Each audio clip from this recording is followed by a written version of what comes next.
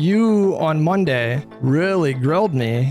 You accused me of bad faith. I'm a little confused of like why you would go out of your way to try to interpret what Hasan said in good faith when you say he's largely bad faith. But when I tell you it's difficult for me to justify voting for a Marxist-Leninist, you jump to the conclusion of, well, you're being bad faith because you don't like him. Do you think I'm more bad faith than Hasan? No. I don't know how to make sense of this then.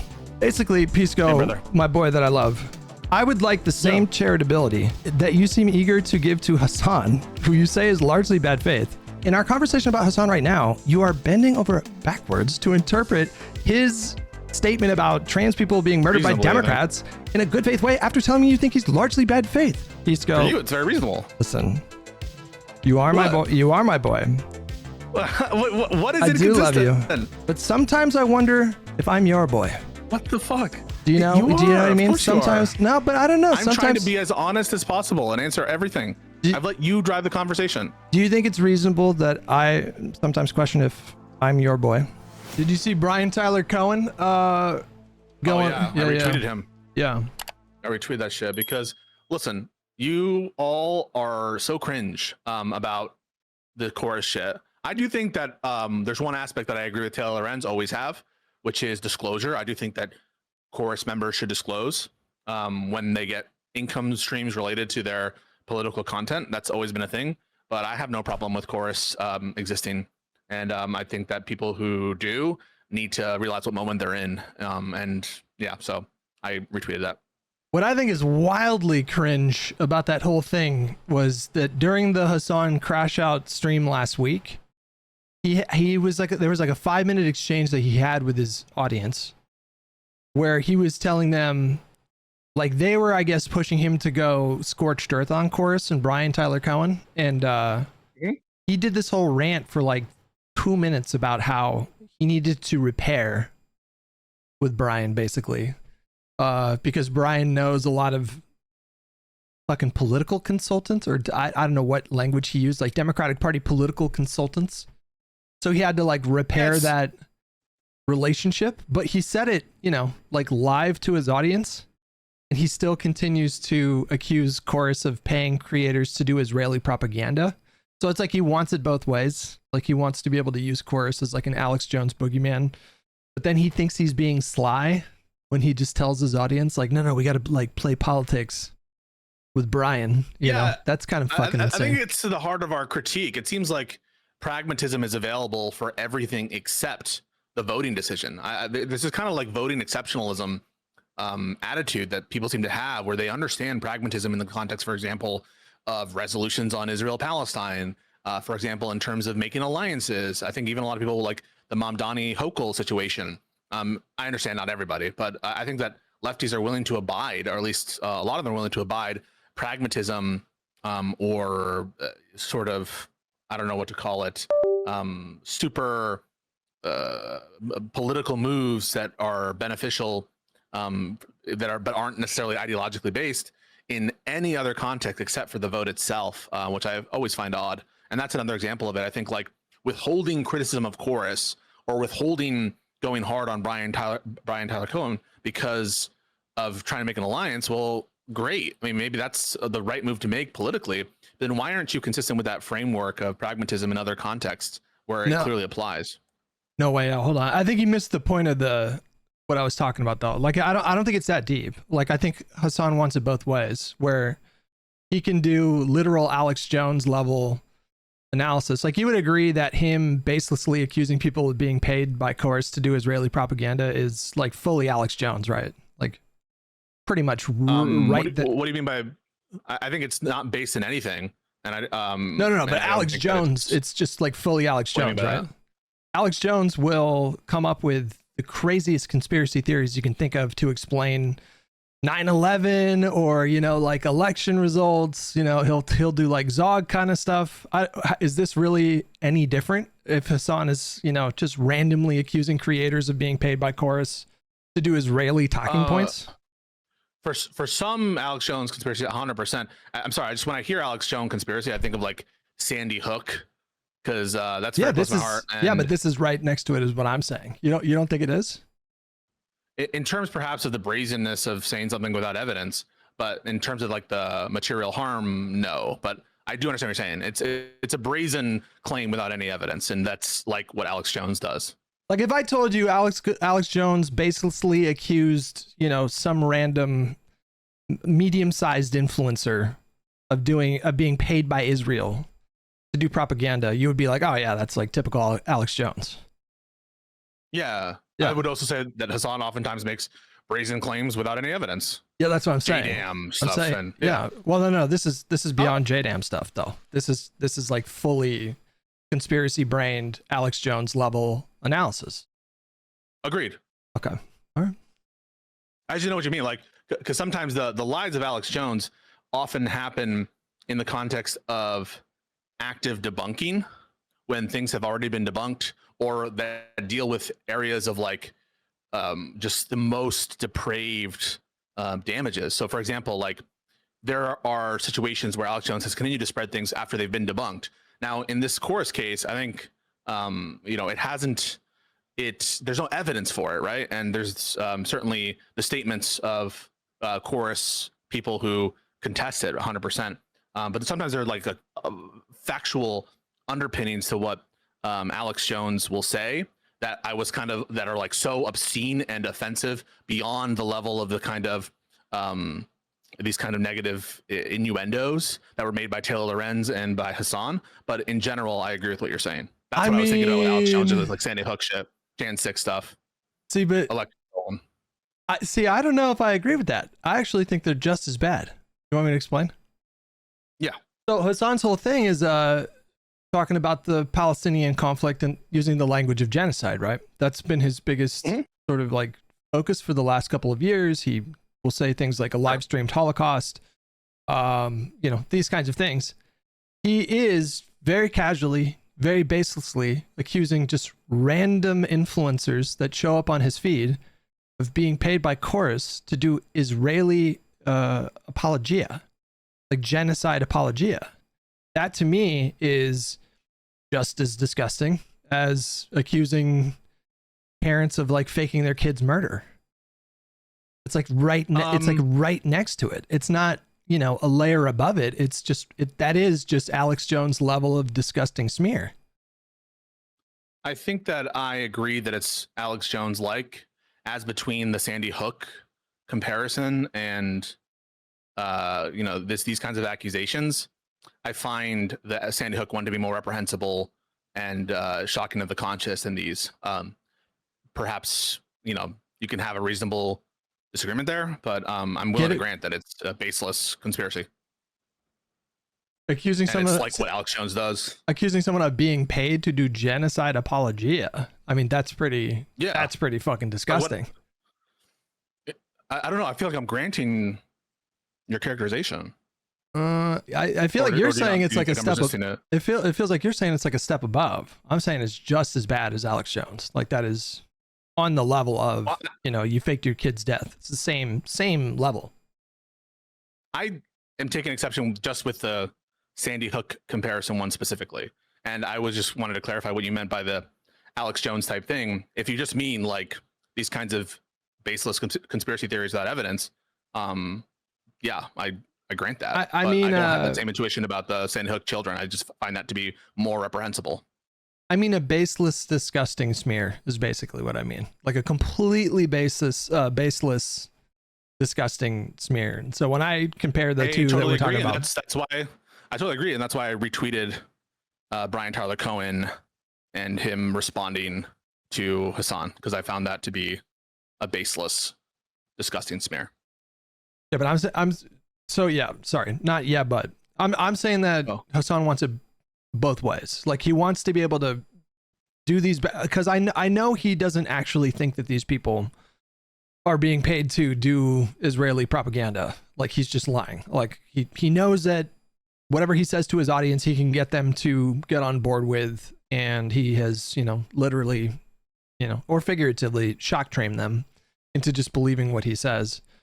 But at the same time, he's also telling his audience, I need to repair with Brian. Like, why is that? Why do you think that is, by the way? Like it's because Brian is, one of the biggest creators on the platform. I looked at his monthly views and it's fucking insane. Like Brian, do you know how many views Brian Tyler Cohen gets every month? He gets a month. I don't know. He gets hundreds of thousands of views on his like main news videos.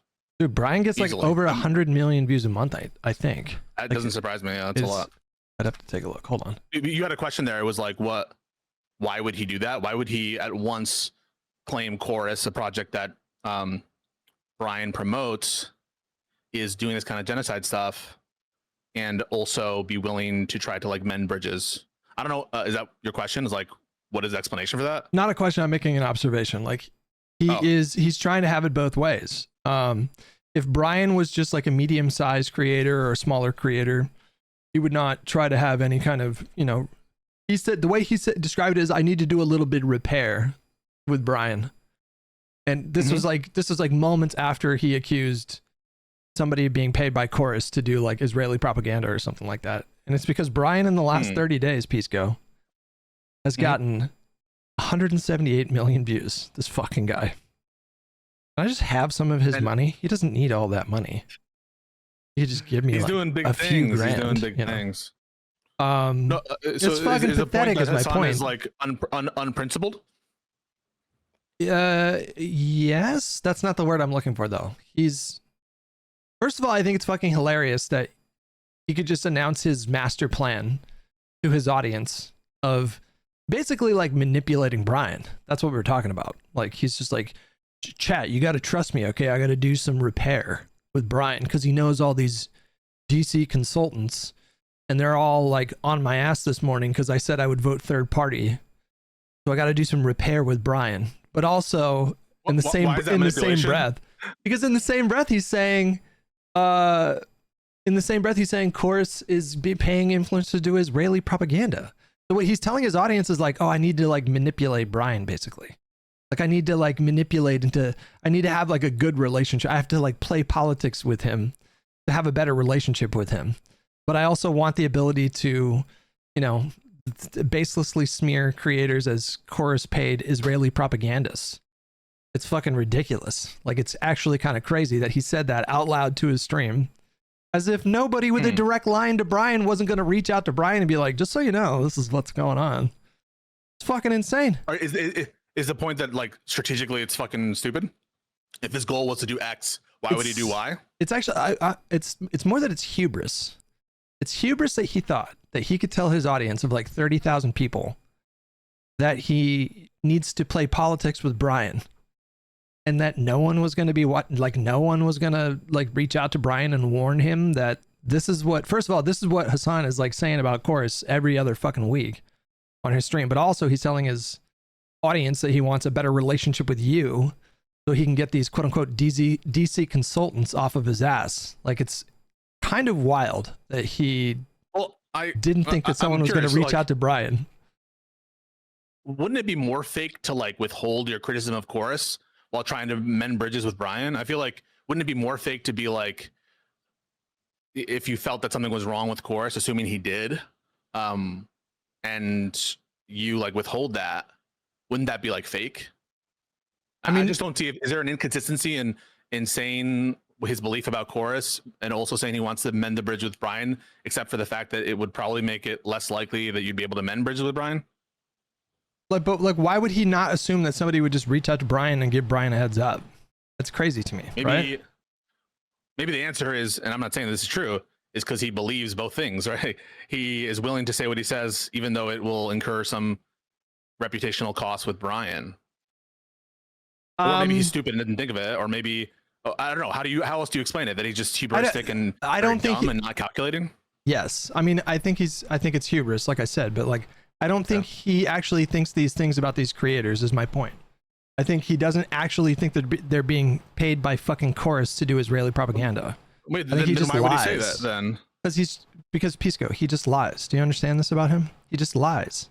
He does not give a fuck.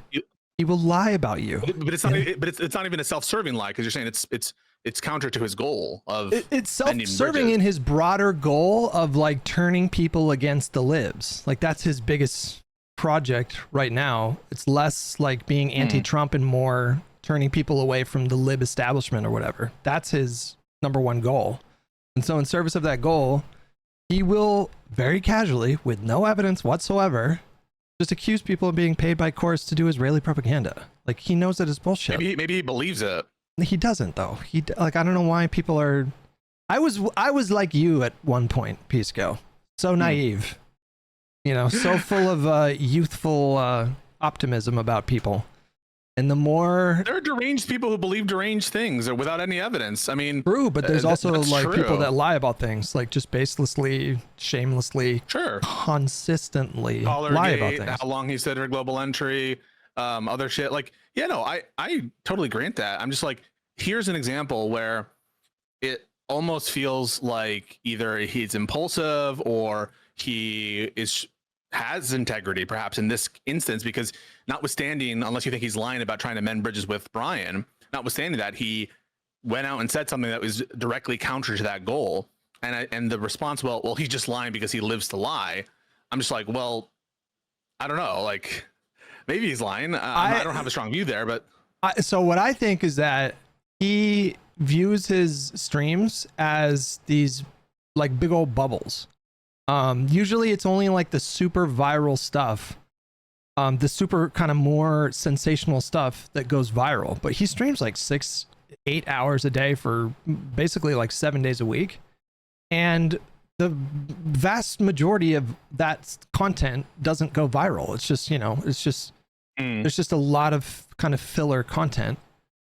And I think in his mind, he was like being kind of Machiavellian and scheming and shrewd, but it's just kind of wild that he looks at it. You really think that he gets clipped a lot, man? Yeah, I do. I really do. He was going to say something and he's very, very dumb. Wait, can I show you the clip? Can I just show you the clip? Yeah. What did you say? You're too important to be having a conversation with these course people? No, I need to do a little bit of cleanup here. I think you guys don't understand. There needs to be a cleanup here. Okay? There needs to be a little bit of pushback here because these guys do speak directly to the fucking consultant class. That's why Trey Easton of the Searchlight Institute joined it on the fucking pylon. Okay? Can we just trust my judgment here every now and then? Can we have a fraction of confidence? It's so good. You fucking questioning my judgment? It's such a good clip. That is an underappreciated clip. So he said, let's do a cleanup here. And then he immediately proceeded to go on Twitter and like talk shit, right? So not immediately. No, this was like a few days later. Oh. There was some creator.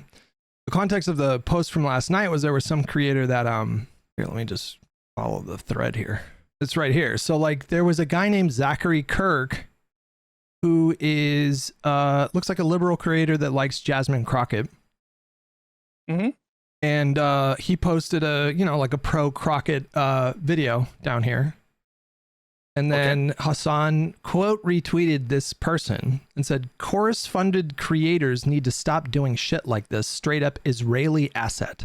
First of all, where is he getting that this person is a Chorus creator? Like where did he get that? The fuck is that all about? I have no idea. Alex Jones is my point. I mean, and he tied it to Israel. He tied it to Israel. Unless there's a basis to know that. Yeah, I would agree. Yeah, he tied it to Israel. And then, Brian called him out. And then Hasan said what he said. But like, this is my point where it's like hubris and stupidity. So like, he does think that he can have it both ways. Or he can just deploy this, chorus attack anytime a creator posts something that he doesn't like, I guess is what's happening here. And then at the same time, he's like, but chat, you got to trust me. I got to repair. I got to repair with Brian. He's got too many DC consultant friends. They're all fucking jumping in my mentions this morning.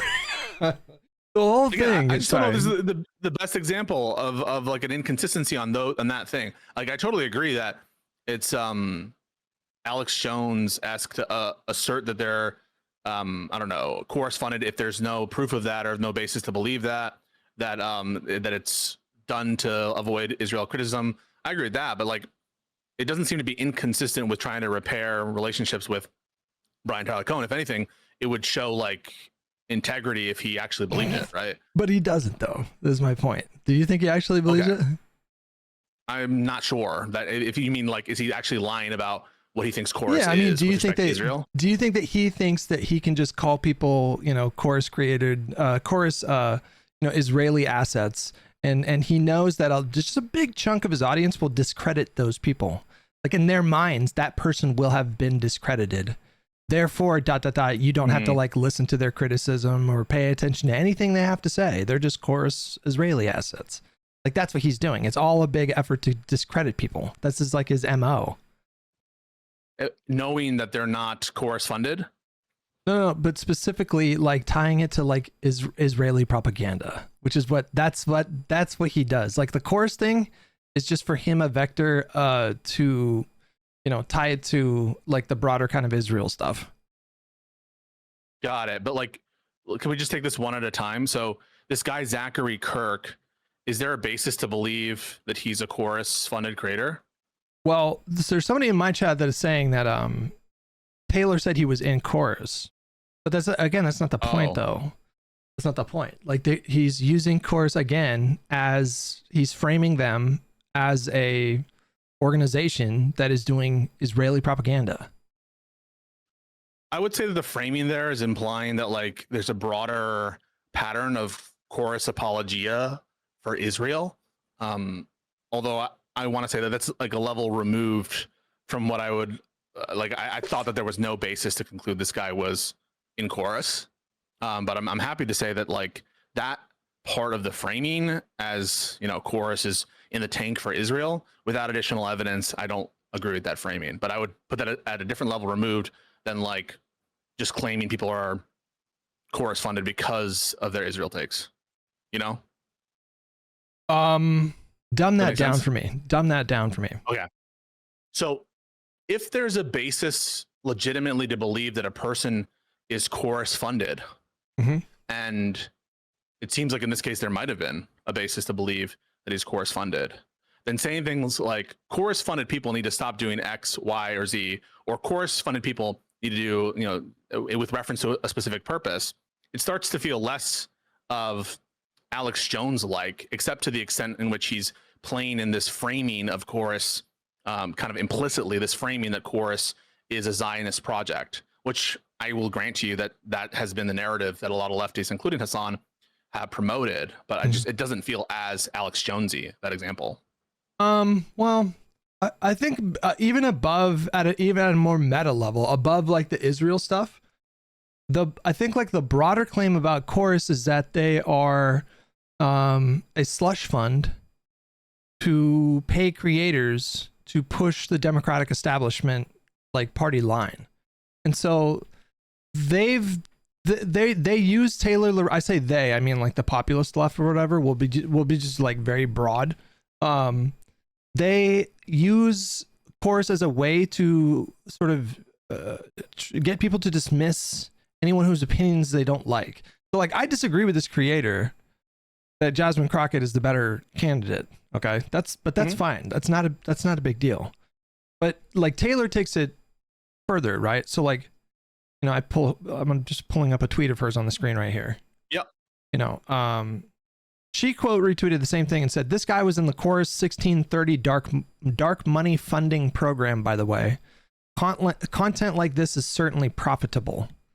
So like, I think the obvious inference there is that this creator is being paid to, like stifle the populist left, which in this case would be Tallarico, right? Like they've the populist left, they've caught on to kind of Tallarico in the last week. I don't know if you've noticed, but like Emma Vignett's been talking about him positively, and Hasan's been talking about him positively.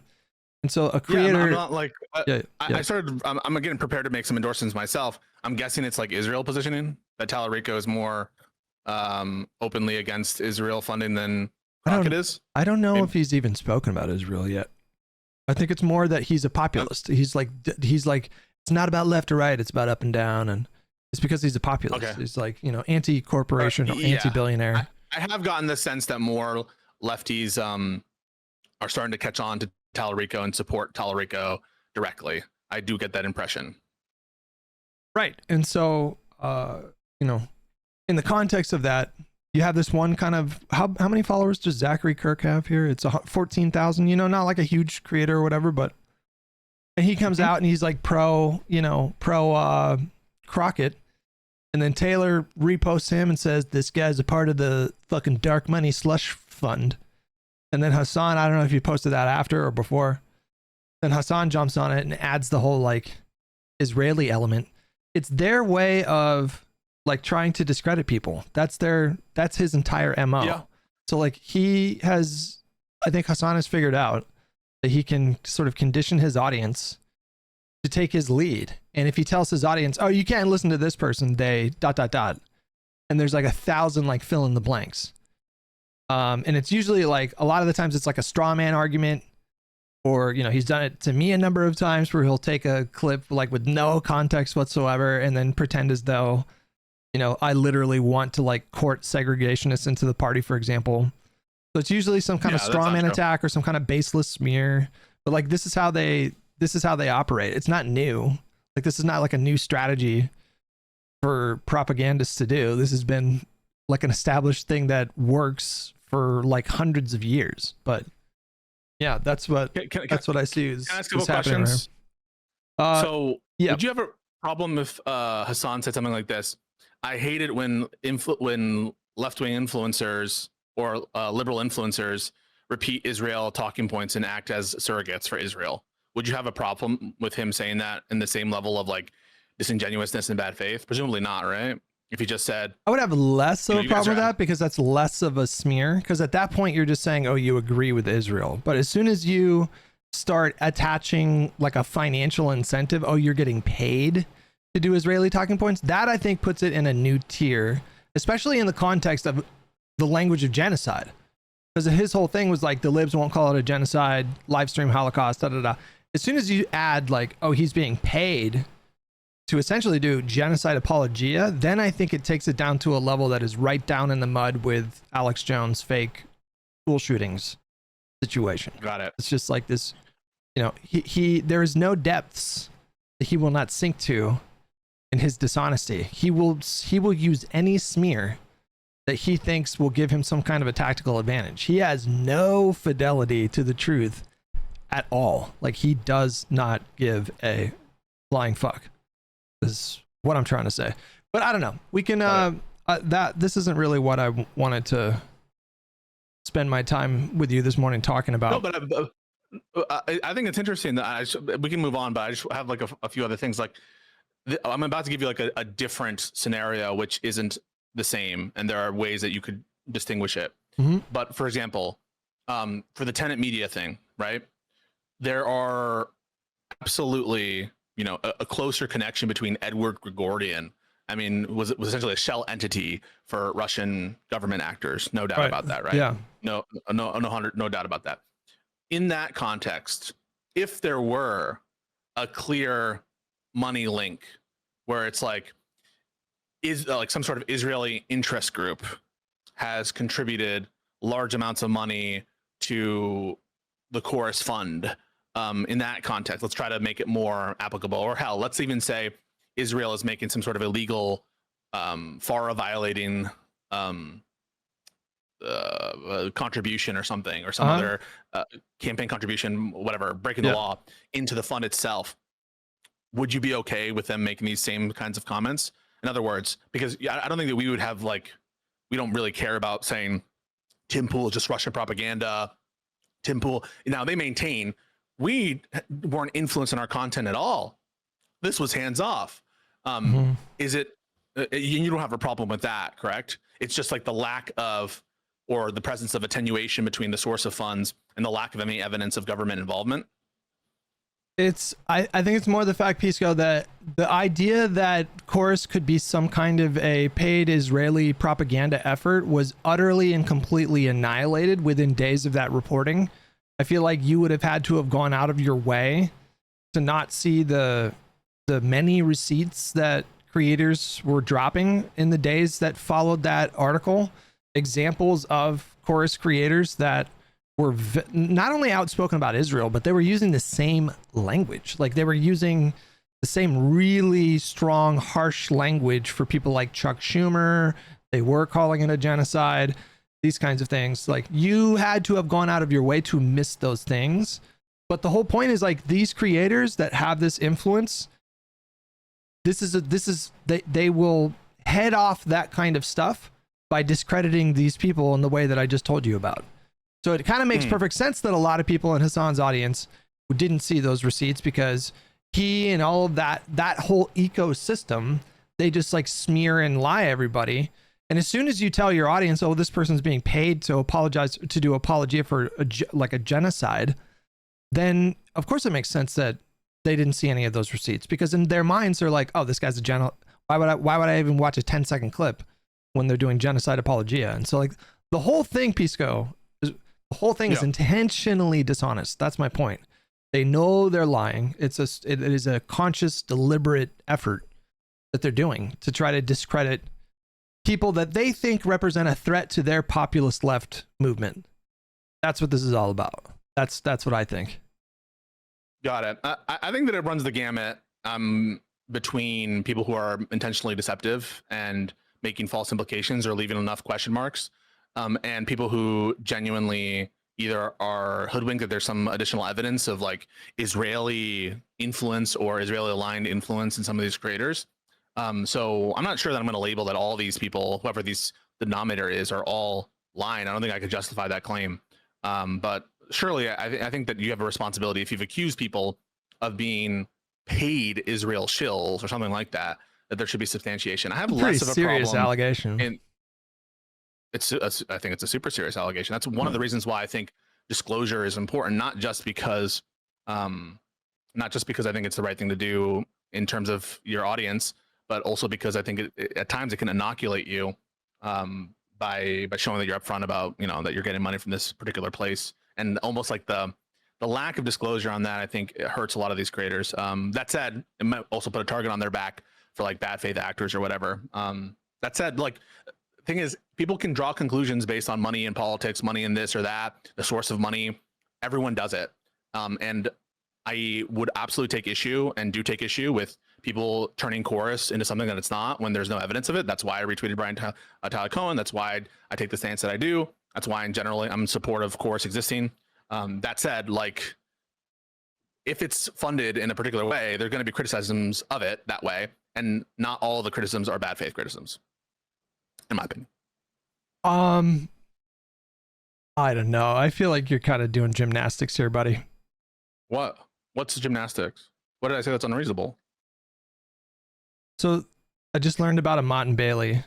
I feel like this is like a Mott and Bailey, where like the Bailey would be, like trying to defend, not that you made this argument, like trying to defend the idea that you can just like casually accuse people of doing Israel propaganda. But it feels like you retreated to a more defensible position of like, well, there are some issues with the idea of like any kind of dark funding and disclosure. Therefore, I can understand like why people have those complaints, but I'm not talking about that. I mean, I understand that that's like, I somewhat agree with you. I think that disclosure is good. So for example, 15 years ago, when major companies first started sponsoring YouTubers, it was kind of like the wild, wild west, because the FCC wasn't really monitoring that space in the same way. And so I would get contracts for sponsored content, and it would specifically say in the contract, don't disclose. So like these advertisers knew that, at least for the time being, FCC was not paying attention to that space because it was like burgeoning and new, and there were no, there weren't the same kind of regulatory eyes on that space.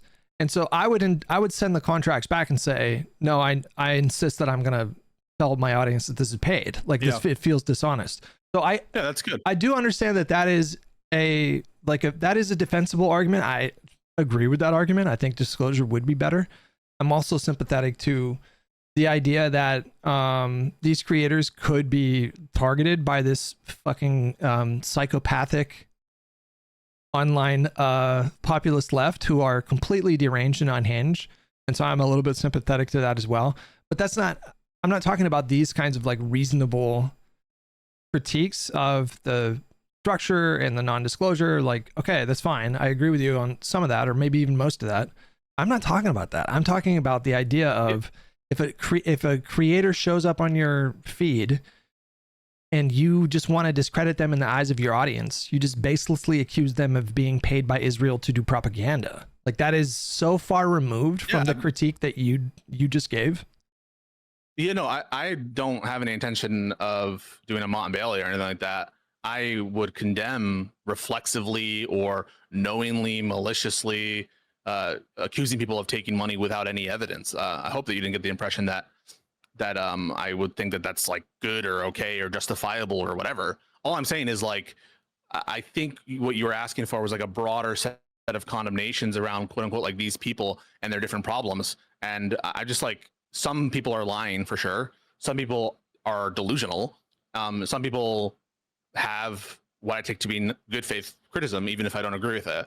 And that's all I'm saying, is that all criticism of Chorus is not illegitimate. Some of it is. And when you point to specific examples by specific people, 100%, I'm there. But, like, for example, if AIPAC gave money directly to this fund or whatever, or to creators, I don't think we would have a problem with them. They're paid Israel shills, right? Even if they're like, but no, AIPAC doesn't influence what I do. Now, in this case, I think the evidence is not strong that there's any sort of content regulation, any kind of specific ideological, other than pro-Democrat, that is like tailoring content of any kind. But I just think that there's like different contexts and different criticisms, and I'm not sure what I'm signing up to when you ask me to condemn certain things or call them lies. I'm happy to do that for specific critiques, but I don't think that all critiques of Chorus are like that. I don't think that's unreasonable or a Mott and Bailey. I guess this feels like it is relevant in the context of the larger conversation that I've been having with, like, you a lot in the last like 9 months or however long it's been, where I feel like I'm trying to get you to see like a larger issue that's at play here, which is that I think that the goals of the lefties, like the bigger creators that I talk about, are not in line with what I thought you and me are trying to do. And I guess that's why that's what I wanted to talk to you about today. Cause yeah, I agree with that. I want to figure out if we actually do have the same goals. So I wanted to ask you a few questions, if you don't mind. Yeah, maybe. Okay. So when Josiah reached out to me and asked me if I wanted to do a podcast with other liberals, I don't know if he pitched it in a way that made me think that it would be framed as, you know, for liberals as opposed to, you know, like for lefties or populist lefties or whatever. Like, but in my mind, when he asked me if I wanted to come on the podcast, I took it to mean like an alternative liberal podcast in contrast with what I think is like the more dominant kind of left-wing politics online, which is more populist left and fuck the Dems, Flowchart, and all that kind of stuff. Was that your understanding when you started the podcast? Yeah. There've been some changes where it's like Midas and these other people who I think are more unapologetically, you know, pro-liberal, pro-democracy, that kind of stuff. But in general, no, I think that Josiah viewed a kind of like a niche for lib content creators who like enthusiastically will support the party when the time comes to vote and be a kind of bulwark, for lack of a better word, against you know, socialist LARPing. Sorry, so that's what you did think that the podcast would be? Is that like we're an alternative to socialist like, LARPing? Yeah, like where we don't just shit on Democrats for no reason, where we I mean, the podcast is called Lib and Learn. You know, he was thinking about getting liberal creators who support the American project and who support our candidates when the time comes. Gotcha. And instead of having like just shame all the time, for there to be some pride in standing up against the threat of Republicans and fascism. Okay. All right. So I want to get into your mind, dear Pisco, who I love and you are in fact my boy. And my title says that you're the devil. That's just a meme. That's just a meme. No, hit me. Give me your question. No. Just so we're clear, though, I have decided that Hasan versus reanimated Epstein, I would vote third party. Is what I decided. I don't know if you saw. Really? Yeah, the update. Yeah. Is that like a meme position? Because that's what Hasan said? No. So I took what they said to heart, and they made a lot of really great points. And so I think it is a valid strategy. And so if it's Hasan versus reanimated Epstein. But they didn't make good points. Maybe not to you, but to me, I mean, they really got me to look at this differently. Oh, so it's a meme position. It's a meme position. It's not a meme, no. Pisco, I don't know if you want the status quo to continue in the Democratic Party. I feel like if you pledge fealty to Hasan in 2028, that, we're only just going to get more of the same. We'll probably get an even worse reanimated Epstein, 4 years after Hasan. And so, I mean, I live in California, so it's like, whatever, right? But all these arguments, you're talking to an open door, man. These arguments suck. I don't think they suck. I'm saying I think they're good arguments, and so like I feel like I have leverage, and if I just pledge fealty to Hasan, then I'm giving up my leverage. So, well, on the leverage point, I think that this is kind of some prestidigitation by the kind of like strategy bros for Hasan, because presumably if it's good strategy, it relies on libs being like butthurt, and so we're just doing our job here. But I don't know, man. Like I get it. Yeah, their arguments suck, but I'm not saying that. You're saying that. You're saying that their arguments suck. I think they have good arguments. I think that we should use our leverage to push the party in a direction, and if we don't use our leverage against reanimated Epstein, then what? You would just get more reanimated Epsteins down the line. So I think it actually is a really good argument, and I think moving forward, yeah, that's going to be. Well, we can disagree on that. I don't think it is. You don't want to move the party forward? Well, I do, but I would have to grant that it would move the party forward to do that. Well, I mean, if you pledge fealty to Hasan versus reanimated Epstein, you don't think that the party's just going to get complacent? I don't think that necessarily it would. I think that if anything, winning against Epstein is probably going to be a mandate in and of itself, but will caution any kind of like sweeping. It's almost like the election in UK where it's just pretty much because the Tories were horrible that they get in or something, right?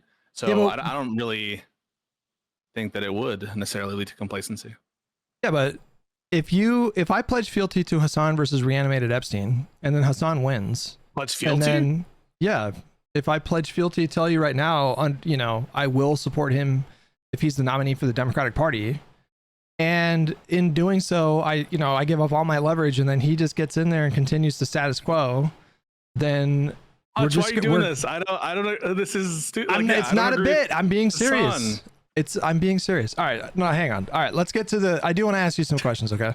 All right. This is important. All right. When you say, actually, what would be a good starting point? Like, what label would you give yourself? Would you call yourself a progressive liberal? Just a liberal? Would you call yourself democratic socialist, social democrat? No, I'll call myself a liberal. Okay. Just a liberal, not a progressive liberal? I think I would be accurately called a progressive as well, but I kind of view that term as, again, another chameleon-like term. It means different things to different people. So as I understand the word, I'm using it like socially progressive. Okay. I want to preface all this by saying that I am not a lawyer. I do not have lawyer brain. All of these questions that I'm asking you, there is no gotcha in any of these questions. I promise you. I'm genuinely curious because I want to get at why you and I fight and scream at each other so much. So that's good. You would call yourself a liberal. I would say the same thing. I mean, I wouldn't 100%. I wouldn't shy away from the progressive label, but I think it has more baggage these days. So maybe your strat is right. But I don't shy away from it. I think it's not my first inclination. I would say I'm a liberal proud liberal Democrat, you know. But I'm not offended by the progressive label. Okay, when you say liberal, like what do you mean by that?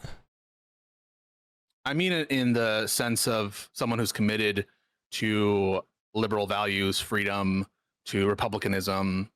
I also use it in that sense as well as the sense of American liberal. So both in the political American context and in the sort of structural governmental context. I believe in property rights. I believe in the existence of, you know, certain rights like speech, etc. In addition to bog standard liberal Democrat positions. Okay. Can you So in both go into more detail about like liberalism? Like why do you like liberalism? Like what you know, why do you think the alternatives are not as good? You know, do you think that liberalism is worth like fighting for and you know, preserving? Like give me a more kind of fleshed out, detailed thought process here. In the structural sense, liberalism? You mean in Yeah, like yeah, the yeah. political theory sense, or yeah? Yeah. I take good to be what we ought do, and I take a view that what we ought do, a moral question, relates to preferences, and I have certain preferences, and those preferences map on to the existence of certain rights, and the existence, in addition to those rights, of a value of, for lack of a better term, social well-being. And that, unfortunately, is going to be a composite of a bunch of different, you know, states of mind and states of pleasure, et cetera, advancement that, you know, for now, we'll just leave it there, social well-being. And given that that's my preferences for the world I would like to see, I see sort of different political systems that in general would tend to maximize the protection of the rights that I value and the outcomes that I value. And in that respect, I think that a liberal system is the best at that, at least from what I've seen. So I agree. And I look at it through a historical context as well. And I look at it through a comparison between liberal democracies and more autocratic regimes. And when I look at a country like China, where I'm sure you can find people that in their day-to-day lives feel contentment or stimulation or pleasure or satisfaction. And you know, I don't think that the current, you know, Chinese state is necessarily like directly comparable to, you know, the kind of government that we saw in Orwell's 1984, right? Like there's gradients of bad. But when I look at a state like China and I consider the fact that what the conversation that you and I are having right now, you just can't have that conversation in a public forum in that country. And that is something An unfree society that I don't like the Chinese government, the Chinese Communist Party. Yeah. And one of the reasons I'm against authoritarian regimes, including the communist systems that we have seen emerge, is precisely because they don't protect rights, like in China. Yes. If you can truly call it communistic at this point, some aspect of communism for sure, but it seems like following the fall of the Berlin Wall, that state capitalism. There's some differences in how they do it, but regardless, I don't like how China does their shit. Yes. So neither do I. I find it not 1984 dystopian, but like on the path for sure. And I think of the fact that this conversation is just like, I'll just repeat myself, is not possible. We could not have an open, frank, honest discussion about criticisms of our government at a macro level if we lived in China. The pushback that I get a lot of the times is, well, people are allowed to criticize their local governments in China, you know, but that plays into the larger problem that I see with a country like China, is because the Chinese Communist Party, like the way that they keep tabs on local governments to make sure that they're, you know, like competent or doing their jobs, is through the local population expressing their discontent. But those people are not allowed, straight up not allowed, to criticize the top of the power structure in China. And so to me, like that, you know, whatever fancy bells and whistles they have with their infrastructure, that stuff to me is not worth the price of not being able to have this conversation. And so this sort of right, I totally agree with that. Right. So like I didn't think about rights in this kind of way until Trump came along and threatened the, you know, liberal kind of government, democratic government that we have in this country. Like I sounded a lot like the kind of lefties that I have a problem with when I was in my 20s and like going into my 30s. Like it's straight up. I mean, it was very similar kind of rhetoric, and it was Trump coming along that threatened these things that got me to appreciate them in a way that I didn't before. I'm just telling you this to sort of inform you about like why I say the things that I do and why I focus on the things that I do. Because there was a point in the conversation we had on the pod on Monday where you framed it as though the reason I was speaking up was because I had a personal axe to grind with Hasan or like other people. And I think that's possible. That's part of it. That's part of it. I find myself like very, I do have personal issues. I do have personal issues with the way that Hasan conducts himself. But the thing that I'm more focused on when I talk about him a lot is the threat that I think he poses to this system and I agree with you. I think this is like the best system that the world has ever seen so far. You know, we could have some kind of epical shift at some point and we move away from liberal democracy and something better comes along. But so far, the spanning human history, I prefer liberal democracy over like living under a pharaoh or a Caesar or a monarch. And I think that it is like not only worth protecting, but we really need to be like vigilant in the fight right now because it's under threat in a way that it hasn't in decades. But I've been speaking I do have other questions, but I want to let you jump in and. I don't know that there's disagreement there. I hope that people haven't gotten the wrong impression.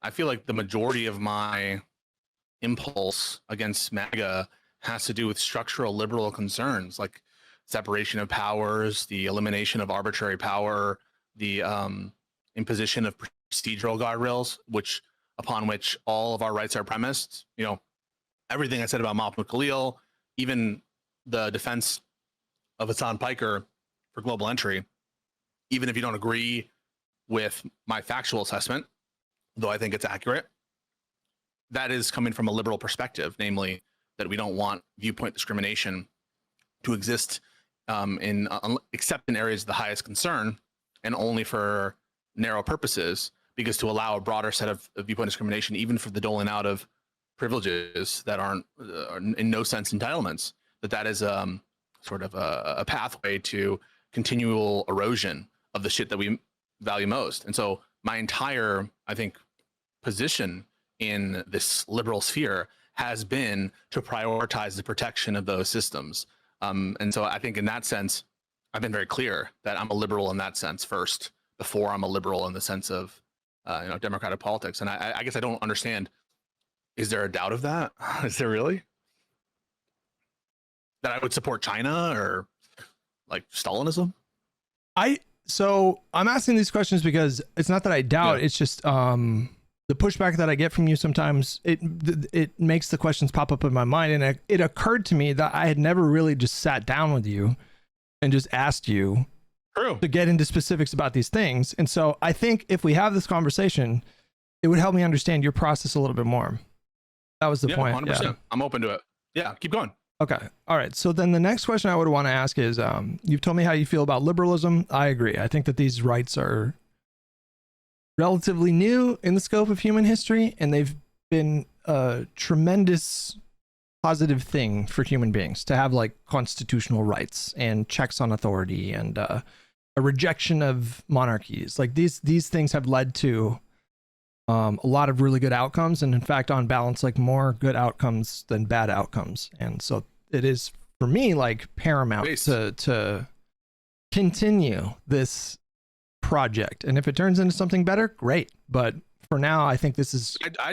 That's why I did this with you, Josiah, and Econoboy, and now with IRI and Soy Pill, because I think all of us are committed to that project enduring.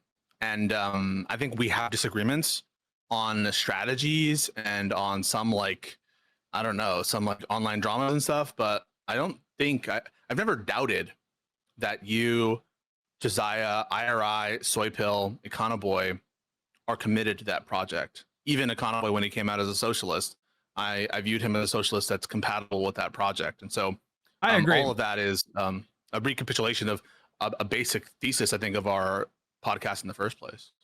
I agree about Econoboy. There was, when he started coming out as more explicitly socialist, there were people, you know, in our communities and in other communities that were seemed to be eager to like throw him in a camp with every other socialist and say, well, they can't be in the coalition, it's incompatible with liberalism. And that was like why I came up with the black pill lefty term. I think it's easier just to say populist lefty, because I think that is just broad enough to encompass the people that I'm talking about.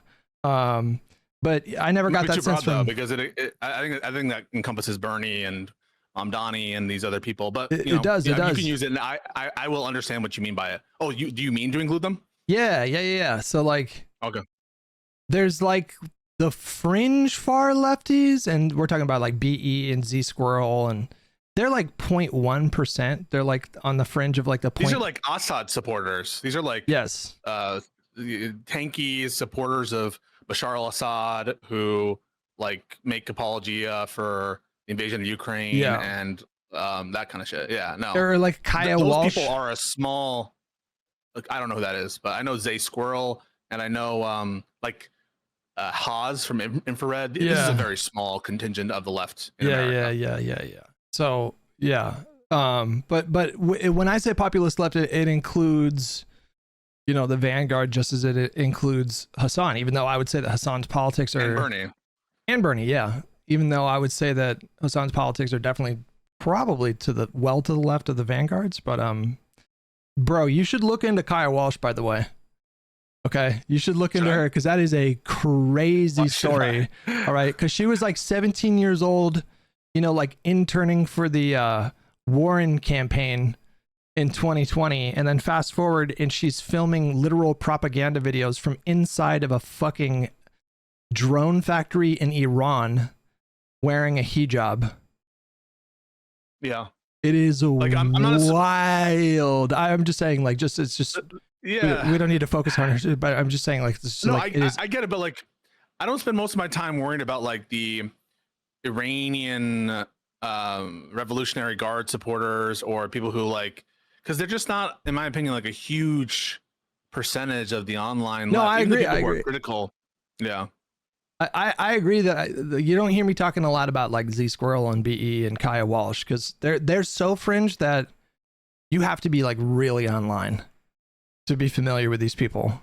But nobody takes them seriously. Like, nobody. I mean, they get traffic on their shit, but I don't know how much of that is bots. But yeah, nobody takes them seriously. So anyways, back on the topic. Okay, so you described your belief in liberalism. How do you feel about, like, just generally, how do you, and we'd have to unpack, I guess, each one, because I guess they mean different things, but like, how do you feel about socialism, democratic socialism, Marxism, social democracies? I think these also run the gamut from like systems that don't work and that have been tried and are stupid, and are effectively debunked, to a kind of different style of liberal compatible social insurance. And depending on what variation you're talking about with those different terms, I have different views on it. I'm not ideologically committed to the abolishment of private property. I'm not ideologically committed to, worker ownership of the means of production. I'm a pragmatist at heart. And that is with reference to the rights that I think people ought to have and be protected. That includes, in general, a right to own property, but certain government interests can at times override rights. Rights are never unlimited. So, in different contexts, you'll find me being more on the side of, the socialist policy. For example, I could see myself supporting single-payer healthcare in this country and basically getting rid of the market for private health insurance, or at least significantly curtailing it. And I would view that as fundamentally compatible with liberal values. I don't, just as I don't have a ideological commitment to nationalization projects, I don't have an ideological commitment to rights at any cost all the time, no matter what. So again, I'm a pragmatist at heart, and depending on what version of the word socialist you want to talk about, I'm happy to comment more, specifically. Well, I think a really pointed way of getting at that question would be, I would just ask you, what do you think of when it comes to specific historical figures that followed Marx and pursued Marx's prescription? So if I throw some names at you, like Lenin, like Stalin, like Mao, like Che, Bad. like Castro. Bad. Yeah. Bad. Well, dive into that. Castro, Yeah. So in general, bad. I mean, I don't support the Cuban regime. I think it's important, however, to keep it in context with like what they were overthrowing at the time in Cuba. Like, yeah. Or Russia. I think you make a decent argument. Yeah, true. Or Russia. I think you make a decent argument in Cuba. Like the oppression they were suffering under Batista and this like mafia owning all this shit was unconscionable. Same thing with Tsarist Russia. So it's easy enough for me to say like bad. It's kind of uninteresting, but I will say in general, I have a negative attitude towards the political dispositions of these communist leaders, including Lenin, including Trotsky, including Stalin, to the extent that I know them. I'm not highly sympathetic to them, but however, everything in its context, right? If I were alive at the time of the Spanish Civil War, I would have supported America sending arms to certain militias, pro-Republican militias in Spain, as opposed to General Franco. So that would be necessarily an alliance with anarchists, with Stalinists, the POUM, which is this kind of like Trotskyist militia that existed, and famously sort of captured in Orwell's Homage to Catalonia. So I'm willing to break bread for a greater purpose. In general, I have a negative attitude towards most of the famous communist leaders in history. Yeah, I think that's something that I think is very challenging and tricky if you believe in liberalism and you feel somewhat alarmed that there seems to be a recent sort of growth in explicitly Marxist ideology in the country. It gets tricky because, to your point, the systems that these people were doing revolution against were brutal and like horrifying. Like Tsarist Russia was fucking brutal. Like when you had millions of Russian soldiers that were forced to go to the fronts of World War I and they weren't taken care of. Many of them didn't even have fucking boots. They were being paid like pennies for their service. Meanwhile, their commanding officers were making like literally 200 times more than they were, and they had fucking access to prostitutes, and their lives were not all that bad. And then you had Tsarist Russia violently cracking down on peaceful protests. In 1905 there was this priest that wanted to just simply ask for reforms, and they organized a nonviolent protest, and the Tsar ordered the police force and military force to just like murder like these people, I think by the hundreds or thousands. And so these things that they were rebelling against, it's like, yeah, of course, and Marx's critique of capitalism at the time, like most of those critiques have held up, but at the time he was looking at industry that was starting to ramp up, and the conditions for the workers back then were like so unimaginably horrible in the modern context. 12-hour work days or 14-hour work days, and the zero ability to unionize. Anytime they tried to do any kinds of strikes, the police would come in a lot of the times and violently like crack down on those strikes. And so it's not that his critiques were wrong, or it's not like many of them haven't held up, but And so yeah, it does get complicated when you're trying to push, you know, liberalism over socialism, because they're not necessarily wrong about like exploitation. But yeah, go ahead. No, I hear you. I just like, we have to always remember that our emotional reactions instantly, which I do have a negative one to a lot of these communist leaders. I'll let you in on something. I don't know if I told everybody, but it's not wholly the reason why I was born in this country. But one of the reasons why I was born in this country is the existence of a Maoist insurrection in Peru by the Shining Path. And, you know, that essentially civil war lasted many years. And, you know, so I'm no fan of Maoism. I'm no fan of these kinds of movements. You know, certainly I would instantly have a negative emotional reaction to, you know, Lenin. Ideologically, I would as well. But we have to, I think, always keep things in their context. You know, we worship the ground of our patron saints, George Washington, Thomas Jefferson, but implicit in what they were doing, the American project, was genocide of the Native Americans, was slavery. You know, Jefferson banned the importation of slavery, but he chattel slavery, a uniquely American evil, you know? Yeah. So like, we can go through these kind of accounting for different systems and understand, I think, that everything must exist in its context. And so I would defend the memory of some of our founding fathers relative to their time. And I just, sometimes I feel like the important historical context of these figures, you know, they were trying something different. I don't know if you've ever seen the movie Reds, but it's about this American communist, you know, Jack Reed. He wrote a book, 10 Days That Shook the World.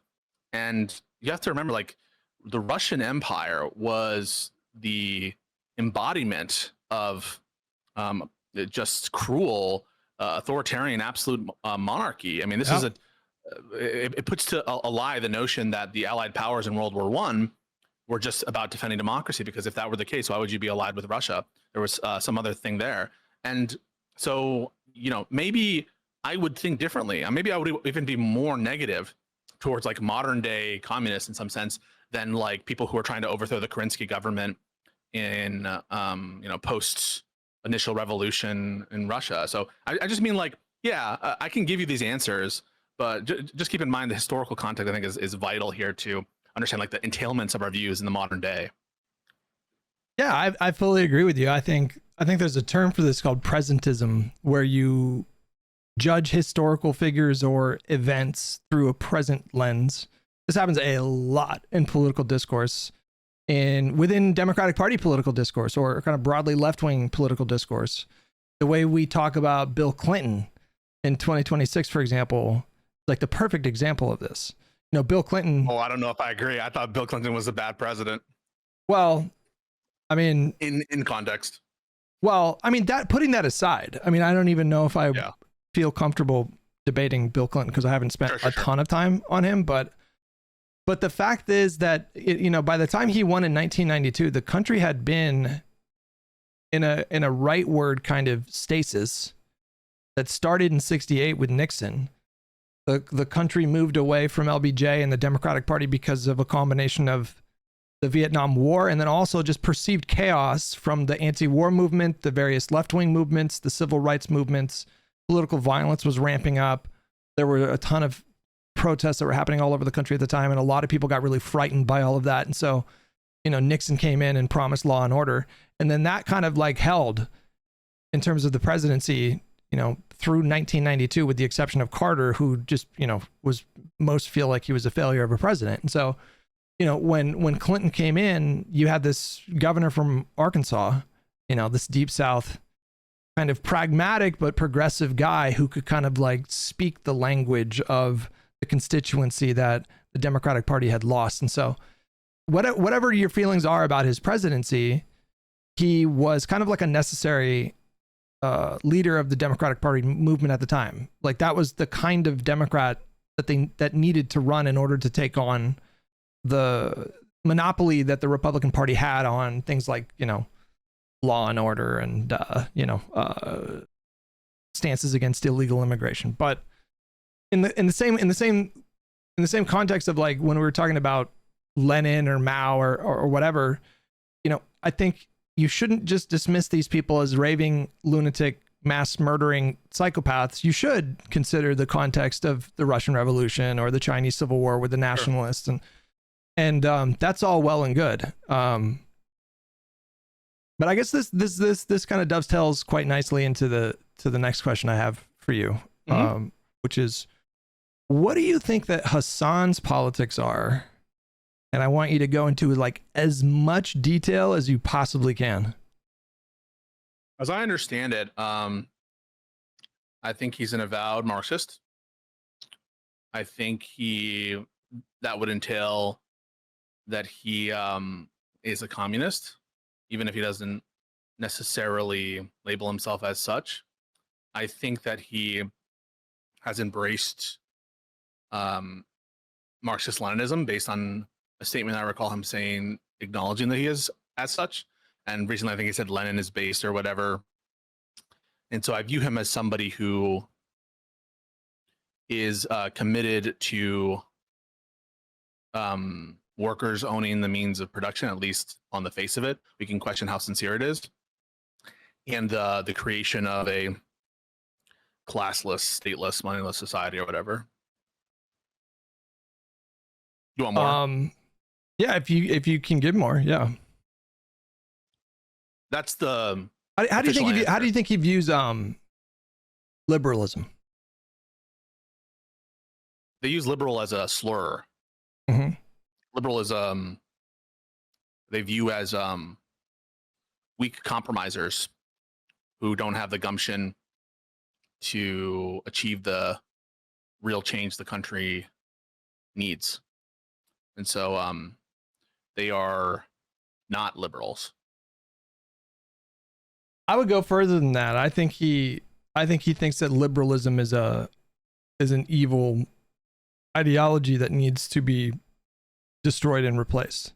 This is based on years of listening to this guy's rhetoric. You can actually find a conversation that's still up on YouTube that he and I had back in 2019 or 2020, talking about like harm reduction in the context of the 2020 Democratic Party primary. And he back then was saying basically the same thing that he's saying now. It's basically the same rhetoric where, at the time I was asking him, Bernie was comfortably in the lead because the field was still very split at that time. And I just wanted to, at the time, for context, I was confident that Bernie was going to win. In retrospect, I feel a bit naive because we should have all seen it coming, like what happened with like the moderates coalescing around the strongest moderate. Like, of course they did that. I don't know why we didn't all just expect that was going to happen. But I still asked him at the time, I was like, just in case, and I asked him specifically, just in case it's it ends up being someone like Joe Biden, would you commit to, for example, like, phone banking for Joe Biden, or stumping for him, or advising your audience to support Joe Biden? He said the same thing back then that he said just recently, which is like, no, I don't even want to like talk about that. Now, of course, he did eventually come around to endorsing Biden, but he did. Yeah, in 2020, yeah, he did commit to the harm reduction, but that was like extraordinary circumstances. I mean, we were still in the middle of this like pandemic, and we had all these riots going on, and Trump was just so in your face, like chaotic at the time, that I think it was just really untenable to like not endorse, right? But okay, a little bit different now, a little bit more stable now, I guess you could say. But I do, after years of listening to this guy and watching his content, I think it is obvious that we do not have the same project, like, at all. And it's not just him. It's just like there's a lot of other people in the space. I think he's interested in only elevating the candidates that he likes, that he thinks get him closer to his goal, which is basically the complete eradication of what he considers to be the Democratic Party establishment, the liberal order in the United States. I don't know if he thinks that he can do it overnight or even in his lifetime, but I think his larger goal is to replace liberalism entirely with an authoritarian kind of leftist, in his mind, utopia. How much do you think is LARPing? That's a good question, because like I think human beings can be very complex and nuanced and multifaceted. I think he is driven primarily by ego and status, clout and money, and the perception of being kind of like the leader of a vanguard movement. I think he psychologically very much enjoys that kind of framing. It makes him feel warm and fuzzy on the inside. But I also think that there's a part of him that sort of drank his own Kool-Aid. So I think there's a part of him that genuinely thinks that he's the new leader of a vanguard movement in the United States. And so, but that all kind of ties in with ego too. So it's like it is related. But I do think that he sees the stakes as being that high, and he sees himself as playing a really important part in ending liberalism, right? And do you think that when his support of Mamdani, for example, or Bernie, was a way to achieve that? How do you make sense of that, given our views on those candidates? I think that if you're someone with his politics, you have really slim pickings.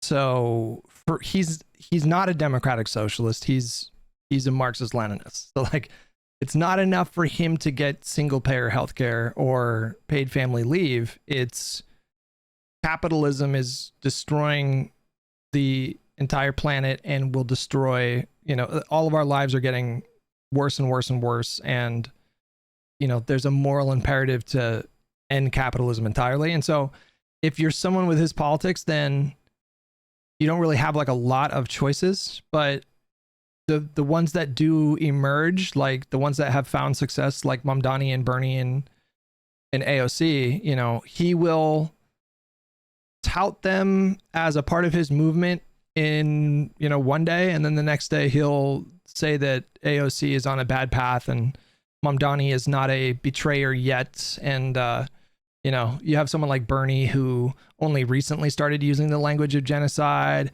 has never said that Israel does not have a right to exist. And so I think what does Israel have to do with it, though? What do you mean? What does Israel have to do with?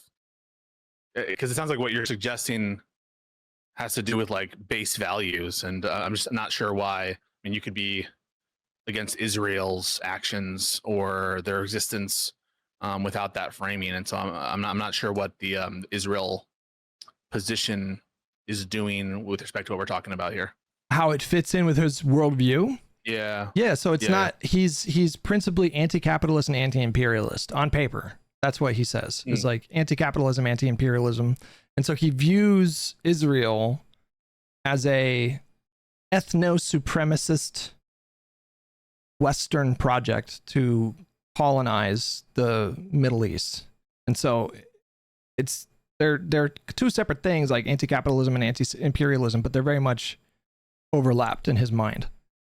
So it's all about like there's like the Western imperialist core, and they have this like. I mean, you say, but he's pro-Eastern imperialism or something like that, right? Because like if you're saying he's a Maoist or whatever or Stalinist, I mean, these were imperialist countries. I mean, I'd say nothing of Russia's interventions, or sorry, Soviet Union's interventions in Afghanistan, in countries in Eastern Europe. China had at least in terms of spheres of influence, similar stuff. And so he's not. You don't view him as principally against all forms of imperialism, just Western, kind of the Western chauvinism, Western imperialism. Yes. Yeah. I should be more specific. Yes. He's anti-Western imperialism, but he claims that he's broadly anti-imperialism, but it's really anti-Western imperialism. Got it. What the fuck does this have to do with me? I just want, again, I'm not leading to some great point. Okay. So if maybe your lawyer brain's turned on and you feel like I'm walking you into a trap. I'm just answering the questions. I'm just like, I don't know. It feels like you haven't gotten answers from me that seem ridiculous. No, I have to say, no, go ahead. No, you go ahead. That like my view of Hasan, he strikes me as like sometimes ideological, sometimes almost I don't know what to say, reveling in capitalist abundance and very interested in relationships and in effectiveness in terms of his brand, et cetera, et cetera. You know, he's selling products, and so yeah, he seems like a streamer. I think you granted in the counterpoints conversation that he is nowhere close to actual political authority or power. It certainly doesn't have the influence to like turn Mamdani into a Maoist. And so I guess I'm just like, I'm not sure, given those realities, This is important. why anything I do is like weird or out of place or surprising. That's important that you brought this up because it allows me to clarify my position maybe in a way that will help you understand that my mind is thinking about things that go well beyond any kind of personal grievance I have with Hasan. Like, I do find him to be insufferable and cringe. I do find him to be a sort of like absurd hypocrite on a number of issues. And those things are obviously going to color my perception of him. But when I think about Hasan and the damage and what I'm trying to push back, and it's not just him, it's like a big kind of ecosystem of creators. I do not think that any serious person is afraid that they're going to pull off, I say they, I mean like the Marxists, an actual leftist revolution in this country. Okay. They are way too unorganized, way too incompetent, way insufficiently disciplined for nobody. Like the Fox News machines, they'll spin up their wheels and 24/7, inundate our boomer parents' brains with propaganda that the leftists are on the verge of like a fucking revolution in this country. But they know that that's not true because they know these people are just kind of unserious and a bit silly and larpy. But that's not the concern that I have. I don't think that Hasan and his movement are going to end liberalism and replace it with, some kind of Marxist structure or whatever. Even though that would be a nightmare for me. I would not want to live in that country. That's not what I'm concerned about. The concern is that they are doing so much damage to the online discourse and to the general discourse, because I feel like at this point, online discourse does bleed into the mainstream in ways that it didn't maybe 20 years ago when social media was just starting. And so the concern is that liberalism will fall, but it will be the fascists who destroy liberalism. And it will have happened in part because there's this entire fucking ecosystem of virtue signaling bullshit that is spinning 24 hours a day. And it's not dissimilar from Fox News, but it's just from a different perspective. And it serves to do the same thing, which is depress voter turnout, convince mainstream normies that the Democratic Party are, basically just the same. Are you familiar with a creator called, what are they called, guys? Dead Domain. They came out with a what are their pronouns, guys? I'm being dead serious. Creator came out with like a video the other day and popped up on my radar, and then all of a sudden they them they popped up on my feed, and they then the Twitter algorithm started pushing their tweets to me. And I just want to show you one thing, and it's like a really good example of what I'm talking about. And it looks so small, right? It's just just one tweet with like 600 600 likes or something like that. But I want you to see it in like the larger context of what I'm talking about. Sorry, I have to scroll back because I just fully relapsed on Twitter in the last week, and I've posted like 250 times every day, and it's like pretty unhealthy, and I need to stop. I'm dying inside. There you go. Boom. Okay, folks. So this is the tweet. The tweet says, "Crazy, almost like that's what happens when conservatives spend hundreds of millions to attack a minority, and there's no equivalent motion from Democrats.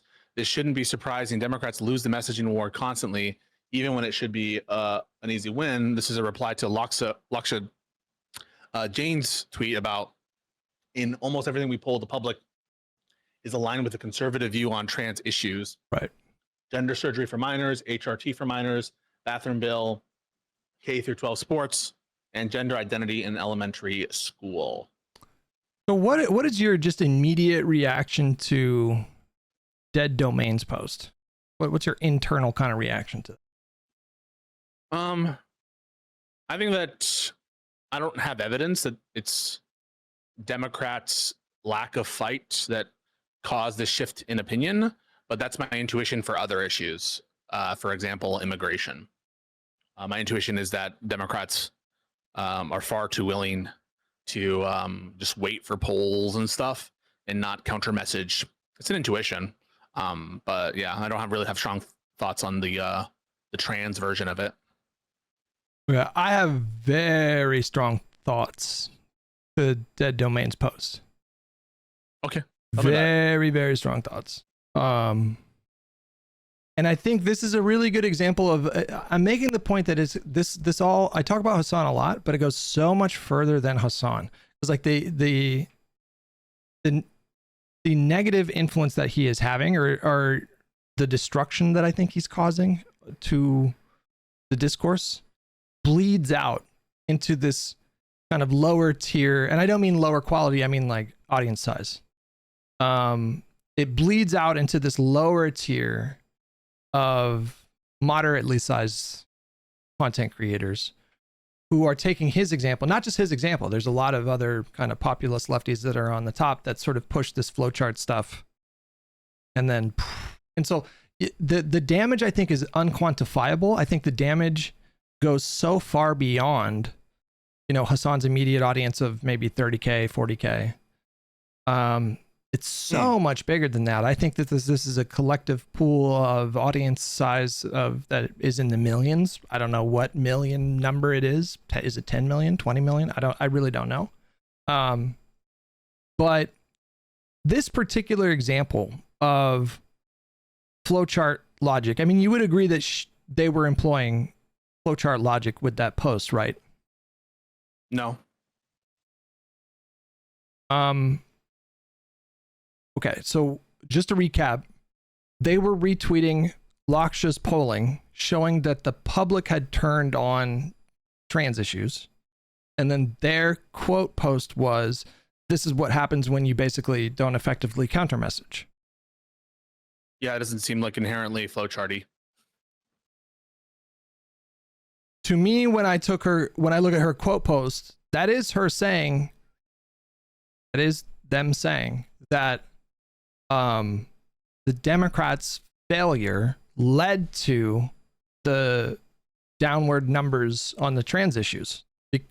Even though it was the Republicans spending billions of dollars on pushing anti-trans hysteria for the last 6 or 7 years, they seem to have really, that's when like libs of TikTok, I think, really kind of picked up. And, they had lost the fight about gay marriage. And so I think they moved on to trans stuff. And that's just like easier to attack, I think, because most people, I think, don't really regularly interact with trans people. And so they see the visuals of trans people in public, just being trans in public, and it fucking, their brains go, what is this? It's weird. And, there's a lot of people in the country that live in an area where, they don't really leave like a 20-mile radius for most of their lives. And so like they literally just never see that kind of stuff. And they're right in that the Republican machine spent billions of dollars making this wedge issue something that raised in cultural and political salience. But their ultimate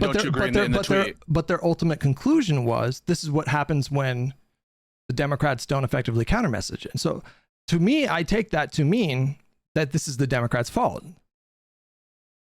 They're charting out culpability for the Democrats, no doubt about that. I know, but I don't think that saying Democrats are at fault for something is flowchart logic. I think flowchart logic is when no matter what, Democrats can't win. Where it's like, right? Just because you say the Democrats bear culpability for something doesn't mean that you're using flowchart logic. I mean, I blame Democrats for shit, and that doesn't mean that I'm flowchart logic.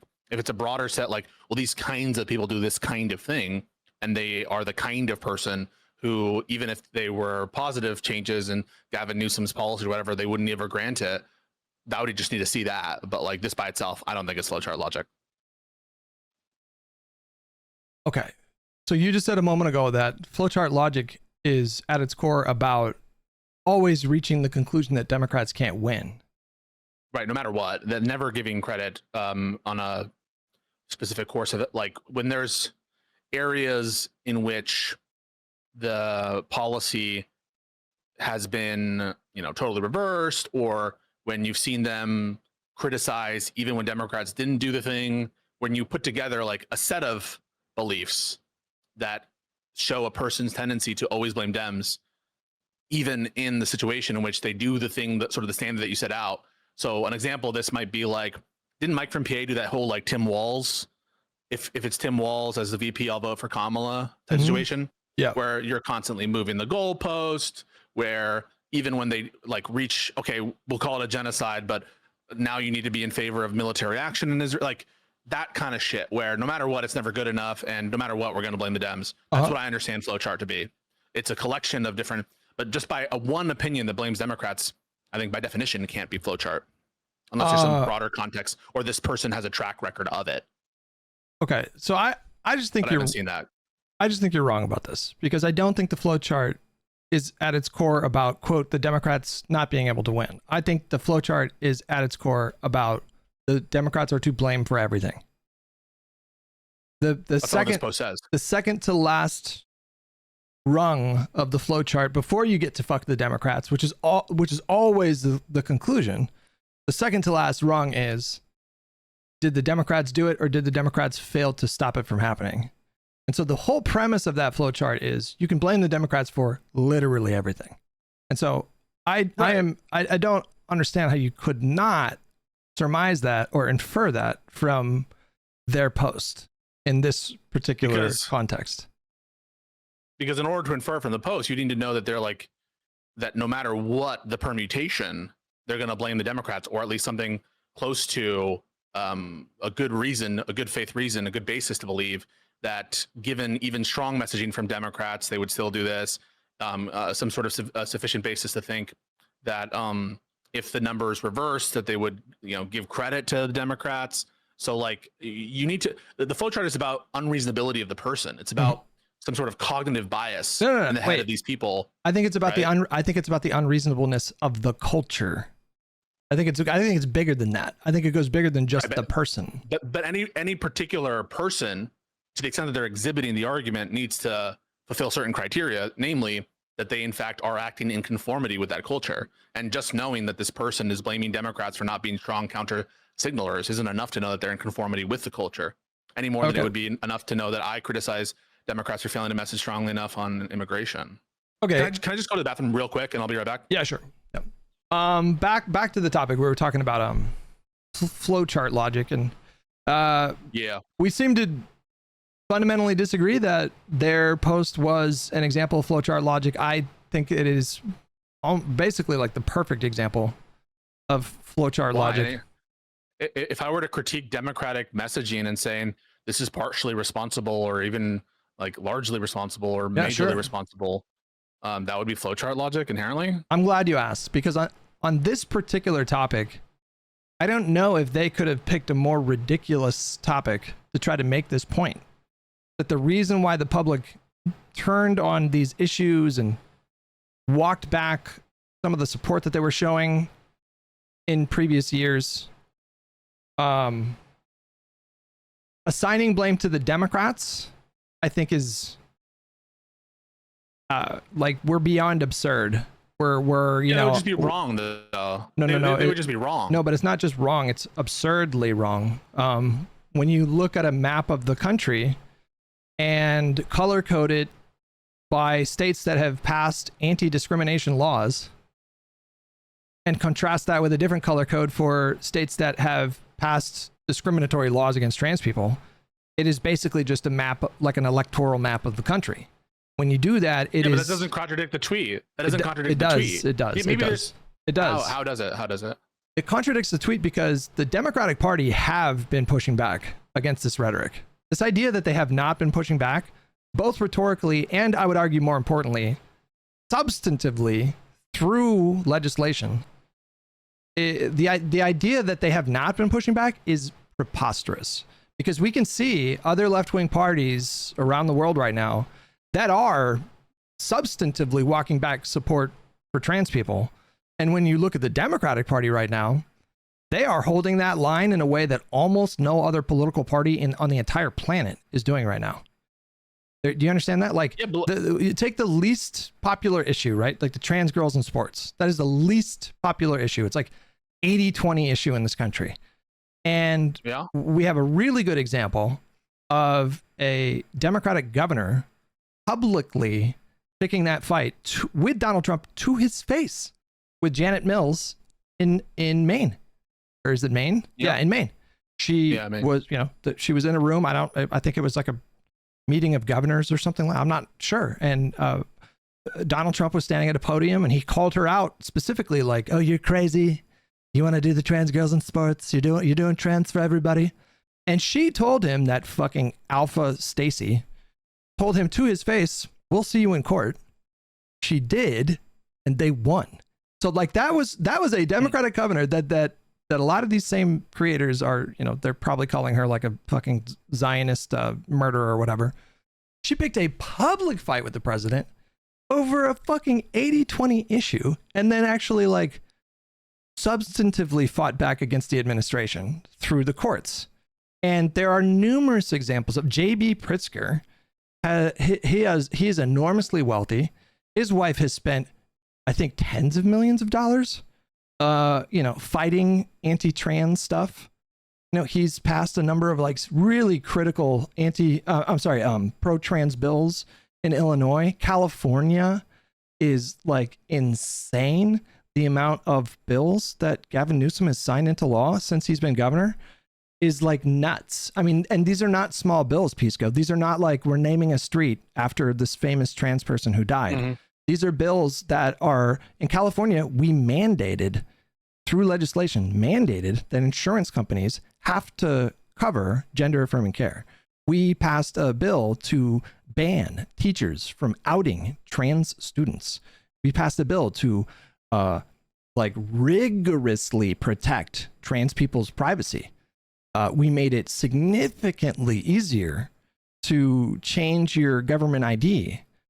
And I mean privacy, like it's not public info that you changed your government ID. So, somebody, if they wanted to try to find out if you were trans, like you have so much more privacy in a state like California because of the laws that we passed here. All this to say, California inspired a slew of a bunch of other blue states who passed very similar bills. And so what do you see in terms of and then I've been talking for a little bit. I'm trying not to be too long-winded here, but like, what do you see as like the dominant discourse about, both Newsom specifically and just broadly the Democratic Party in terms of the Hasan kind of like populist lefty online space?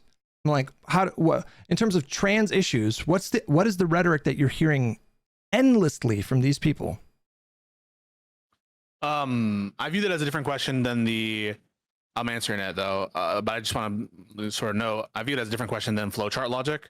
I think one is a sort of presupposing a state of mind, a cultural context in which nothing is ever good enough and there's always a good reason. And the other is sort of like, what is the main narrative of the left?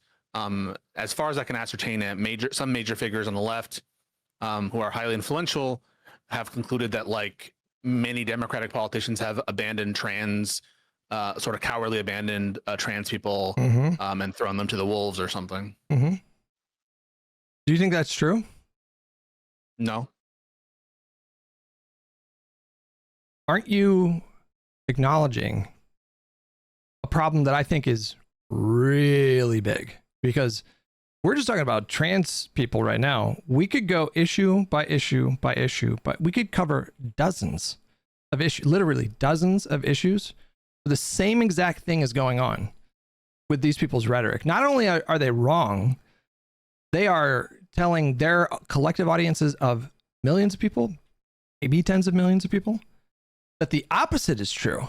They're telling people that, in Hasan's own words, Democrats would just as soon murder trans people if they thought it would net them more votes. And then when you look at the reality of the situation, Democrats are holding the line and passing legislation to protect trans people, and the legislation is unpopular. They are spending they're spending political capital to protect trans people when you give in the states where the voters gave them the power to do that. I just don't view that as contradiction with the tweet. I mean, you're like, they're spending political capital on 80-20 issues. I thought the tweet was about like, why is this an 80-20 issue in the first place? It feels like the criticism of the tweet is like, why have we gotten to this place where public opinion is such and such, not like taking a complete, now maybe in other places they've continued that narrative. I'm just like reacting to the specific tweet, which, you know, seems to take issue with the very fact that public opinion is that way, not that Democrats are unwilling to use political leverage in those moments, though, you know, probably it's the case that they say that just based on my stereotyping them. But again, I don't have a basis to believe that they're showing that, and certainly not just looking at the tweet by itself. I even if we want to go down that particular road, I even think that is unfair. Anything of what I just said? Well, what's unfair about what I just said there? I think the premise is nonsense. I think the idea that we haven't had prominent Democratic Party politicians and prominent liberal pundits going to bat for trans people, like rhetorically on message. I could put together, if you want me to, I'll fucking do it. I can be obsessed and get shit done, but I can easily put a sizzle reel together of really prominent Democrats speaking up very strongly in defense of trans people all over the country. So this Biden's idea administration was the most trans. Okay, but you again, they're just wrong. I mean, like, yeah, and maybe you can show me some additional messages, some stuff where it says that they're just saying something delusional, and I don't agree with them, and that's fine. Okay. But again, I think it's moving the goalpost. The goalpost was like, is this strictly speaking, what is it, flowchart logic? And I haven't seen enough just based on that. And maybe I'm like being too narrow and only addressing that aspect of it. But I'm happy to like, yeah, this is a meme that Democrats don't do enough. Sometimes it's true, sometimes it's false. On the trans stuff, I think it's false. I don't want to get caught up on what is the essential nature of the flowchart. I don't think that's important to the conversation. So we can reframe it in a way where we don't get bogged down in an argument that I think is a distraction from the bigger point, which is, you know, get rid of the flowchart. And what you can still say is that, yes, this person is wrong when they put up that tweet. And this person is one of, I suspect it's my feeling that they're wrong. It's my intuition that they're wrong, but I don't know how much money they are. I don't. It's my intuition. Absurdly wrong. I wouldn't go to the, because right now as I sit here and it feels like people will hear this and think that I'm being like unreasonable. Like, it's my intuition they're wrong. I don't know how much money and time they spent on counter messaging on the trans issues. I don't know on some of these issues whether or not they ought, like, what the right position in that context ought be. Like, I'm sure I don't agree that that all competitive sports should allow for trans sex people or transgender people to play in them. So I'm just like not 100% sure on all these different issues what the Democratic effort in fact was. Now, I suspect that they're wrong about how much money, how much effort Democrats put into the messaging war, but I'm not sure. That's okay for me to be unsure. Even if we wanted to dive into that framework, what would possibly incentivize the Democratic Party apparatus and like the donor base? What would possibly at this point incentivize them to invest, you know, collectively $200 million into pro-trans messaging all over the country? I just don't understand why that would be an investment that they would even consider, because there's no good evidence that they would be given credit for that. There's a lot of evidence that this sort of pundit class on social media wouldn't pay attention, or they wouldn't care. They would say that it wasn't enough. You know, they would still continue to, when you have the largest left-wing streamer saying that the Democratic Party would rather murder trans people than if they thought that it would net them votes after everything the Democratic Party has done, isn't that a really risky investment? Why would they do that? Well, I don't know if their motivations rise and fall with what Hasan thinks. If that were the case, then you would think the Democrats would but it's not just about him. Things opposite. It's not just, that's the point I'm getting at, Pisco. It's not just about him. Okay. It's about a larger cultural issue with this particular kind of young, more leftist or populist leftist kind of politics. They all talk about the Democratic Party in this way. All of them. It's not just about Hasan. And many of them sort of like take his lead and just sort of repeat what they hear him say. So he's profoundly influential within that space, but this goes so much bigger than him. There's this, are you familiar with a concept called the illusory truth effect? Not in those terms, no. I just learned about it recently, and now I just see it everywhere. I'm having a moment with the illusory truth effect, the same way that I had with the Green Lantern theory of politics, which is like something that I've been speaking to for a really long time, but apparently there's a term for it. This is a term that in psychology, it basically means that human beings are wired to believe things if we hear them repeated all over, like over and over. And if we see a lot of other human beings repeating something that even our intuition or even our own knowledge knows that it is not correct. They've done experiments, psychological experiments, like with groups and then control groups, where, you know, you'll get 10 people in a room and you'll ask them a question that's pretty straightforward, like, is the sky blue? I mean, this wasn't the example, but like, and you know, in the one group where it's just, that's how people are, everybody in there is like, yes, the sky's blue. But then in the other group, they intentionally plant 9 people in that group who say, well, actually the sky is actually kind of red. What they've observed is like, they can reliably get that one person to change their mind and say, well, yeah, I mean, I guess, yeah, everyone's saying it's red, so it's red. And so like, that is what I view happening, is like, you have these falsehoods that get repeated, confidently repeated every fucking day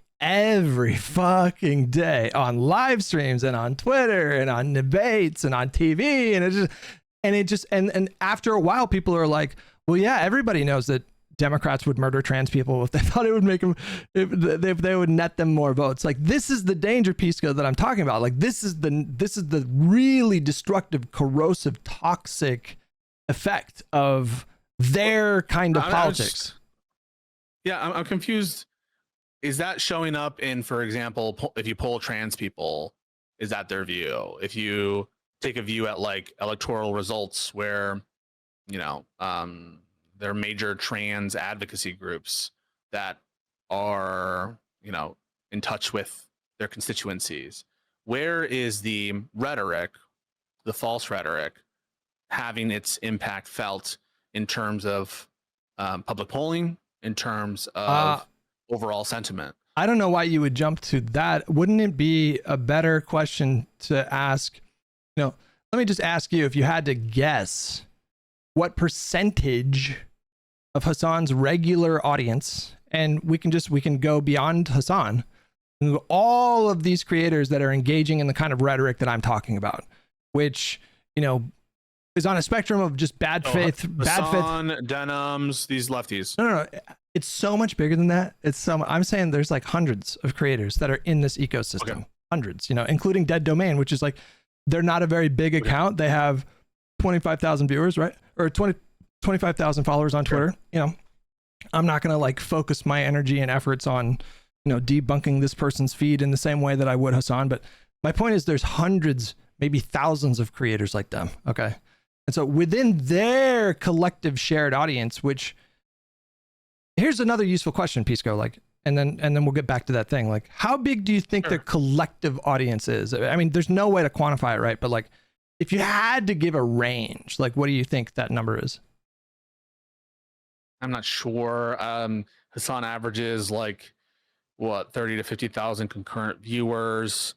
You know, we have right now AOC polling at 8% among Democrats. I think self-identified socialists are something like 20, 30% among the Democratic Party. It's, you know, the people on the general left of the Democratic wing, it's probably millions. The audience for these different groups probably overlaps a lot. I'd be surprised if it's more than a million or two.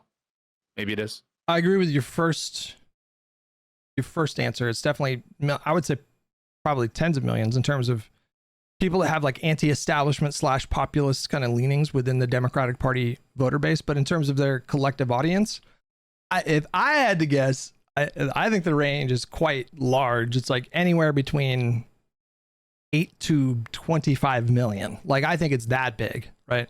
And so The even audience of these people, collectively, all of them put together, of Americans or all across the world? Americans, but this obviously would include, I mean, like that all across the world, you I know. don't have a good intuition.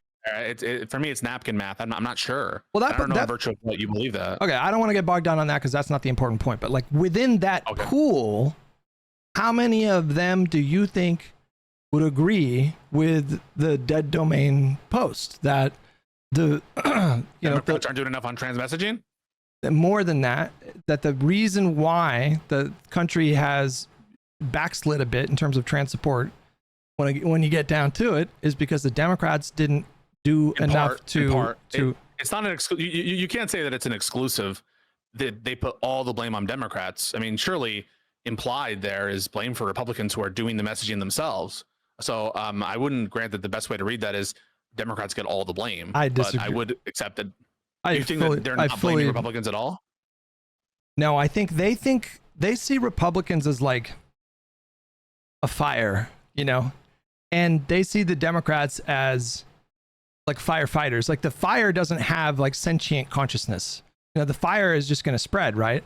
And so, you know, if I craft an analogy with a fire, you know, that is what I think they view the Democrats as like it's their job to put out this fire. And so I think they blame, you know, if you had firefighters that did a really bad job of like defending a home or whatever, then in the same way that you wouldn't necessarily blame the fire, you would blame these firefighters. But I'm saying that their premise is wrong.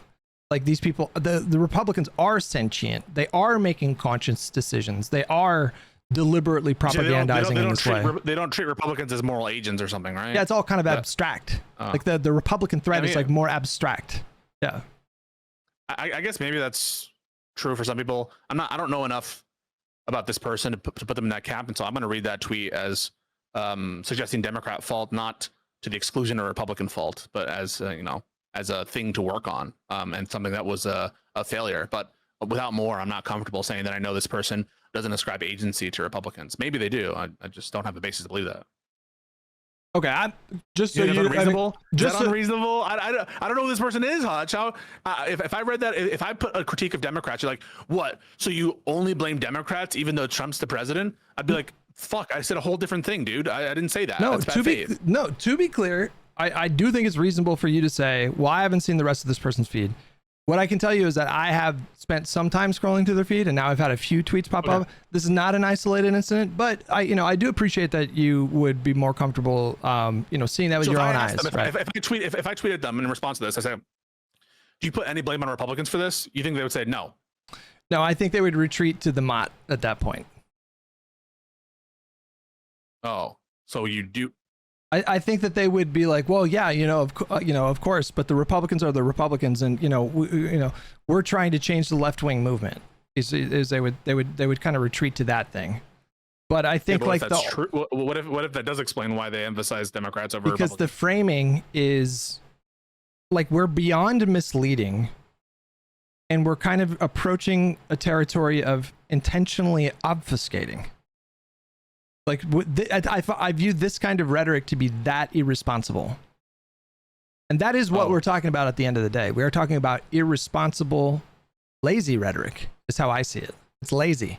Anybody with the technology that exists now, anybody could look up and find, all the different laws, pro-trans laws that blue states have passed. You should do that if you're going to dive into politics and if you're going to opine on the impact of electing this party versus that party. And if you want to focus on particular issues, you should go state by state. Ohio, state governor and legislature are Republicans. What kind of bills have they passed pertaining to trans people? Washington, you should go state by state. And with the technologies that exist today, you can get those answers pretty fucking quickly.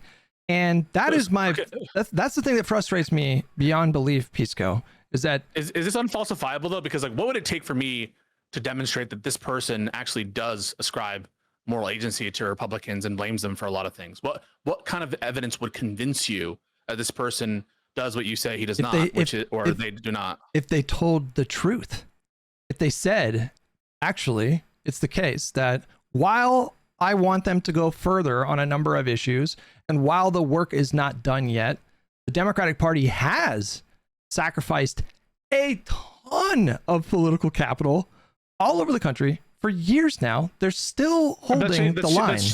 That's a different position, right? So like, I understand the correct that's position, Pisco. Okay, no, I'm just asking like there was this, I thought you were alleging or saying that these people blame Democrats to the exclusion of Republicans. Mm-hmm. And on that specific claim, I'm like, well, what would it take for you to be convinced that that's not true for this person? What kind of evidence would I need to show that regardless of whether or not the true position is that Democrats sacrifice capital in service of trans people, which I think is absolutely true. But regardless of that, what would it take for me specifically on the point of Republicans not being treated with any kind of agency or any kind of, or like not focusing on them? What would it take for you to be convinced, actually, it's not true about this person? Their advocacy would have to completely transform. So for example, there is nothing stopping. I mean, if you hold my position, and even if we disagree about the numbers, right? I said anywhere between like 5 and 20 million collective audience, either passive or super engaged, viewers. If you took a position that they have a significant audience size, they could all tomorrow coordinate with each other and plan and execute demonstrations outside of Republican state legislature politicians, U.S. representatives, Republicans in the Congress.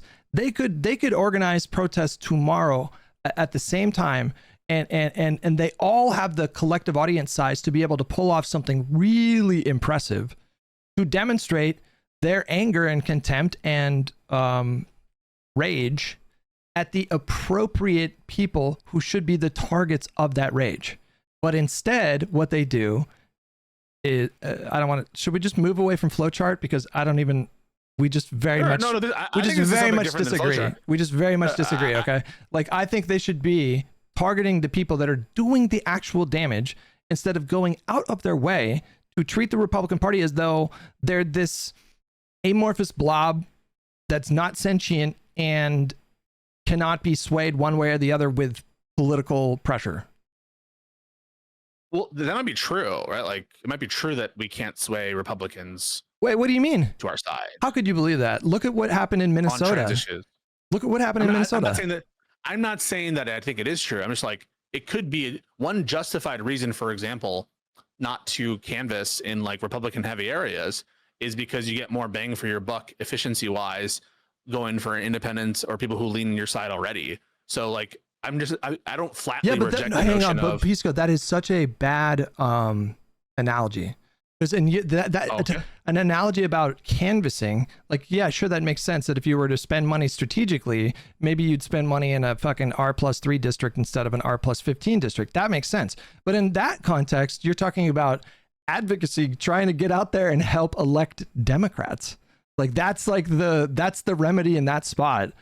We're talking about them going out of their way to push a completely, just a totally absurd narrative that is not true. There's the opposite of true about the Democratic Party. They're doing activism against the Democratic Party, even though the Democratic Party is holding the line in a way that almost no other political party in the entire world is doing right now. Oh, I get that, but I'm just like on the specific point of, well, we focus our attention on people on our side because that's people who are going to most likely like win hearts and minds. Isn't that like your whole rationale for focusing on these people anyway, right? Like, isn't the focus on these people to the exclusion of MAGA and Republicans with your criticism? Isn't that premised by the same logic, Hutch, which is that we would rather spend our time, consolidating our own than, wasting time in a place where, it's not as efficient? I thought that was like your whole thing. You're going to have to dumb that way down for me. Okay. So my brain is not okay. The best brain. Okay. You got to talk to me like a fucking sixth grader sometimes, Pisco. I'm trying to, I'm sorry if I'm too like verbose. Your You spend lawyerly a lot of words, time- like we get it. You have a My degree, bad. bro. It's fucking cool. That's great. Can we move on? You passed the bar. Okay, fine, great. Okay. You spend a lot of time criticizing lefties who are like more, or at least claim some kind of position in quote unquote our coalition, our camp on the left. And you do so, I thought, on the rationale that, well, I want to grab their audience, and it's actually like not an inefficient use of my time to spend focusing on these people because it's a huge area where Democrats can get gains is by suppressing this kind of internal, or at least more internal, opposition, which is functionally oppositionary, but like from within our house, right? And isn't that like the same logic of someone who would say, well, I spend all my time criticizing Democrats on Israel or on trans issues because I know that it's like, it's better to get my house in order, similar to how you would say it for the lefties. Do you see what I'm saying? Yes, but I don't think it's the same thing because I'm right and they're wrong. Oh, you might be right and they might be wrong. I just mean like in terms of the incentive structure, like it doesn't mean they're necessarily bad faith and they don't believe what they believe. It could just be like they tactically see it like a waste of their time, and I don't necessarily agree with that. But similar to how you might think, well, it's actually efficient for me. There's plenty of room for people to be self-critical when it comes to lefties. They might think the same thing about like the libs or whatever, or the establishment people. Now we might disagree with them, but it doesn't necessarily speak to their good or bad faith. Yeah, I like when you introduce the element of bad faith, that's kind of a different conversation, because like this person Dead Domain, I watched a couple of their videos and I've seen a few of their tweets that pop up on the feed. I don't assume that this person's bad faith. I assume that this person has been kind of swept up by that illusory truth effect that I was telling you about before. I think the bad faith actors are typically on like the top rung of content creation and audience size. And I think that Dead Domain does these kinds of tweets for a number of reasons, but probably one of the biggest reasons is to signal that they're a part of like the morally correct tribe. And so that's a different kind of incentive. Like I don't assume that this person is bad faith. I assume that this person genuinely believes that the Democrats have abandoned trans people such that the Republicans have carved out a lane and, capitalized on Democratic negligence to move the public away from trans people. That doesn't mean that I think this person is bad faith. And to your other point, the reason why, would you agree? Here's my premise. I think that normies in the quote unquote center, when I say normies, I mean people that are not like super engaged in politics, which is a lot of the country. A lot. That's like probably over 50% of the country are not regularly consuming politics. They're thinking about their careers.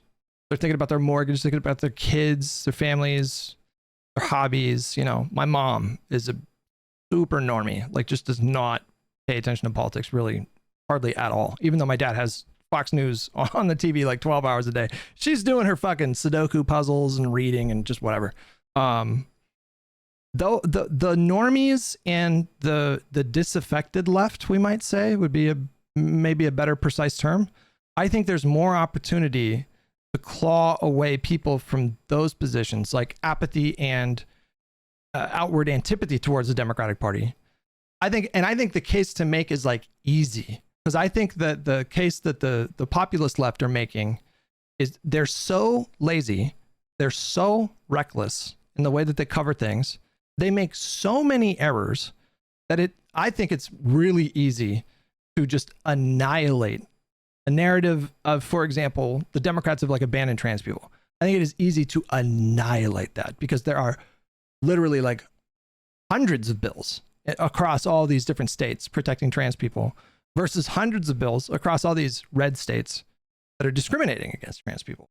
And so for me, I'm imagining an audience member, and I'll wrap up, listening to someone, their favorite streamer, they rely on this person for information, they trust their information, and then they accept these premises. Yeah, Democrats would probably murder trans people if it got them more votes.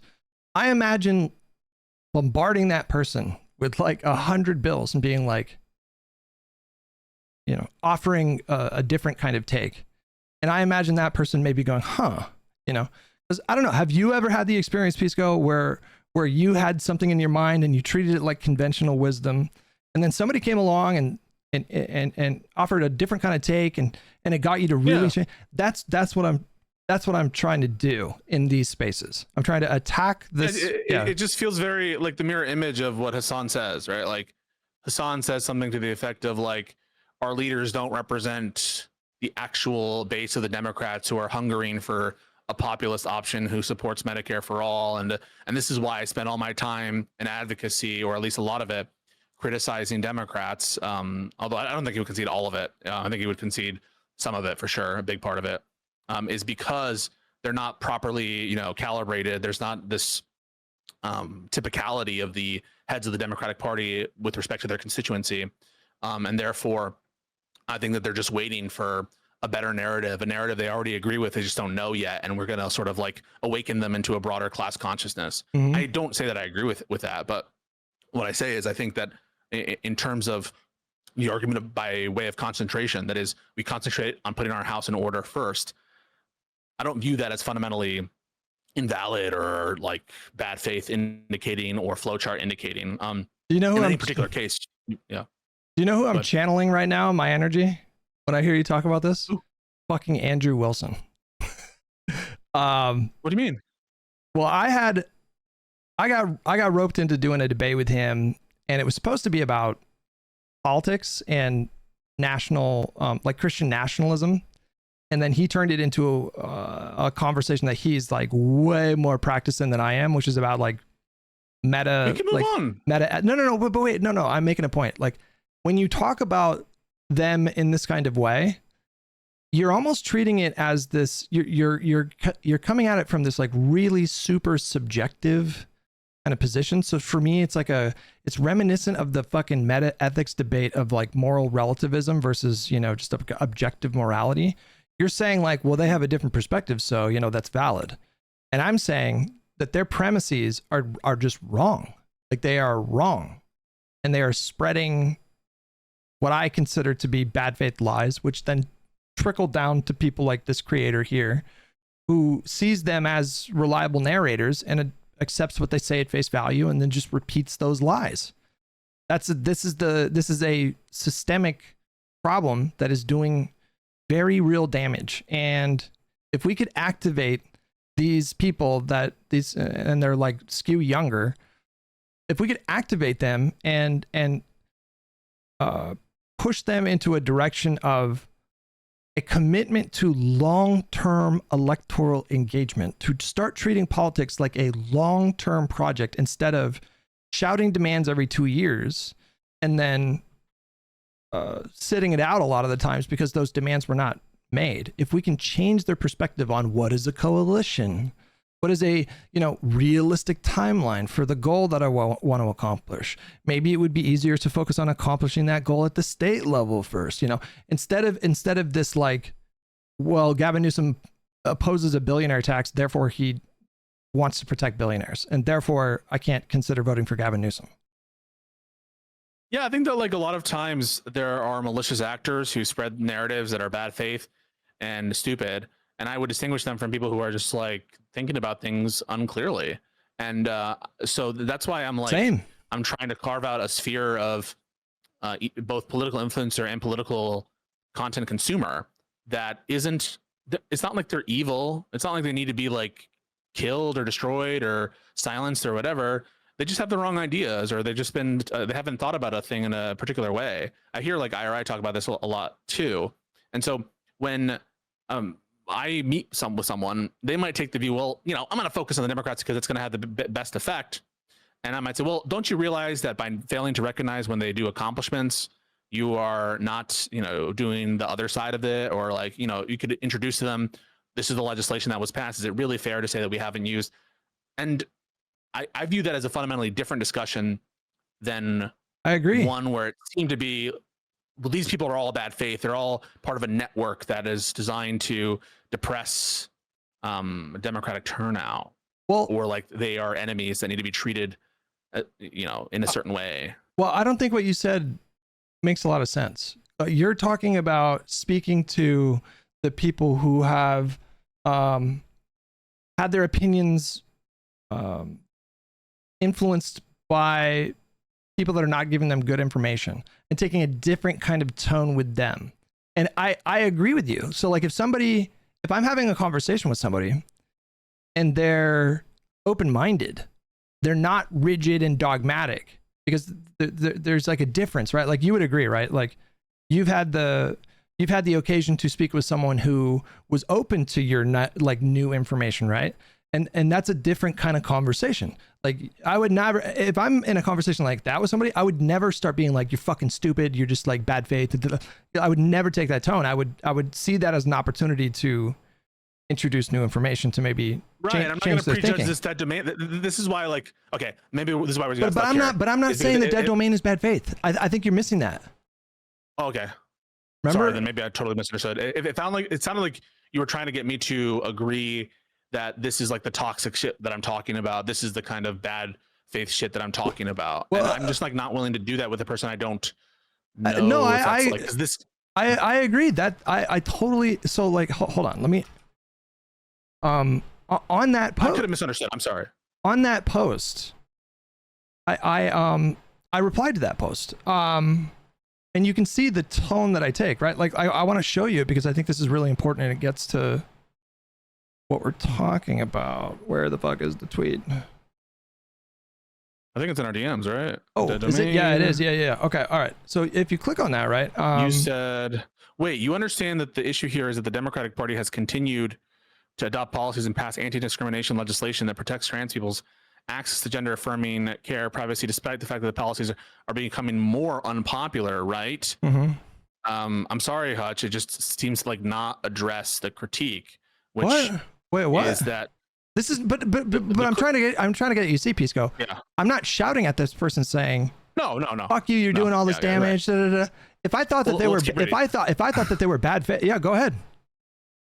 We're seeing other left-wing parties across the world substantively walk back support for trans people in a way that is not happy with Democrats. Again, I don't think that quite addresses it. If the issue is that Republican conservatives have had a massive media, okay, this is better, and social media network that devotes an insane amount of time and energy demonizing trans people, why would you spend your time doing fuck the Dems flowchart logic? Okay, this is accusing bad faith, blaming them for allowing Republicans to do this, to attack the party that's holding the line. It's when you do flowchart logic, you're kind of accusing them of being not necessarily. I'm not. No. I'm okay. Sorry. Like somebody could be doing the fuck the Dems flowchart logic because they genuinely believe in the principle of fuck the Dems flowchart, or somebody could be like Hasan, who's doing it in a malicious, bad faith, dishonest way. When he says something like Gavin Newsom would kill a trans person.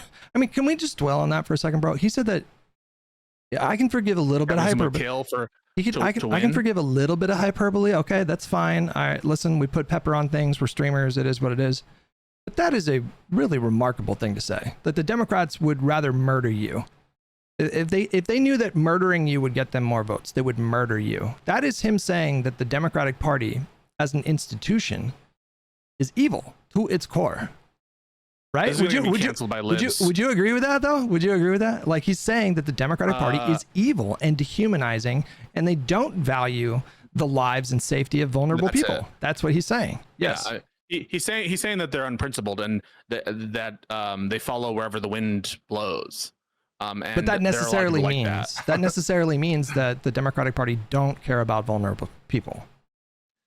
As a principled matter, right? Like they value their own, professional ambition, and it's all a lie. It's all a lie. It's all performative. All they care about is rainbow flags and performative corporate advertising, and they don't actually care about the suffering in the way that I do. I, Hasan Piker, and in fact, how dare you accuse me, Hasan Piker, of not caring about trans people? That was the other part of that clip that I left out, but like that's the other part of it too, which is like very Trumpy, right? That's very Trumpy, right?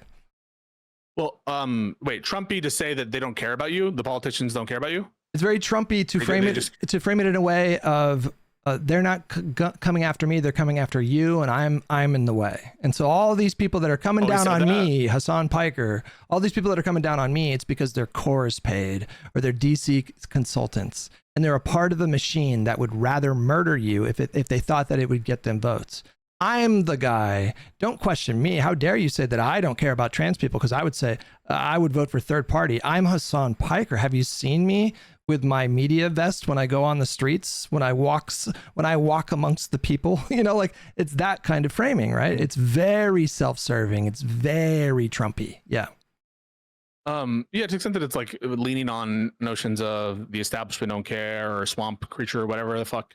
I mean, I guess that's Trumpy. And yeah, but like, I just don't know that sentiment. To me, they don't really care about you. You know, politicians don't care about you. They'd suck the adrenochrome out of your skull if you could get them an extra vote. You remember Hillary Clinton did the about face on gay marriage? Like, a lot of politicians are like this, and they see which way the wind is blowing, and they change it on a dime. Come on, man. Do you doubt that? There is a difference between like politicians shifting with the political winds in ways that make perfect strategic sense. And, you know, would you argue, for example, that it would be morally good to take let's just take Obama, for example. Obama in 2008, the country had not moved at that point to majority support for gay marriage. And he ran on marriage between a man and a woman. I think he was lying when he said that. I think he did support gay marriage. And then when he eventually switched, it was like kind of like right around the time that the Supreme Court decision came in. And it was right around the time that the public shifted to majority support for gay marriage. Would you argue that it is morally good to lie about a position like that if it helps you win an election and therefore empowers you to, say, for example, appoint a Supreme Court justice who was one of those votes for Obergefell?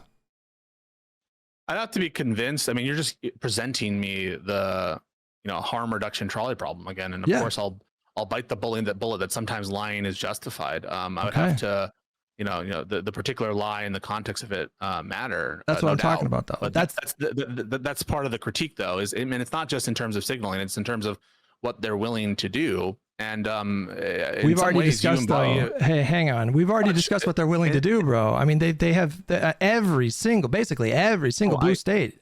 They are passing laws going to bat for trans people. In the now context, but again, deal with the. I know that he's a bad faith piece of shit. Fuck Hasan bad.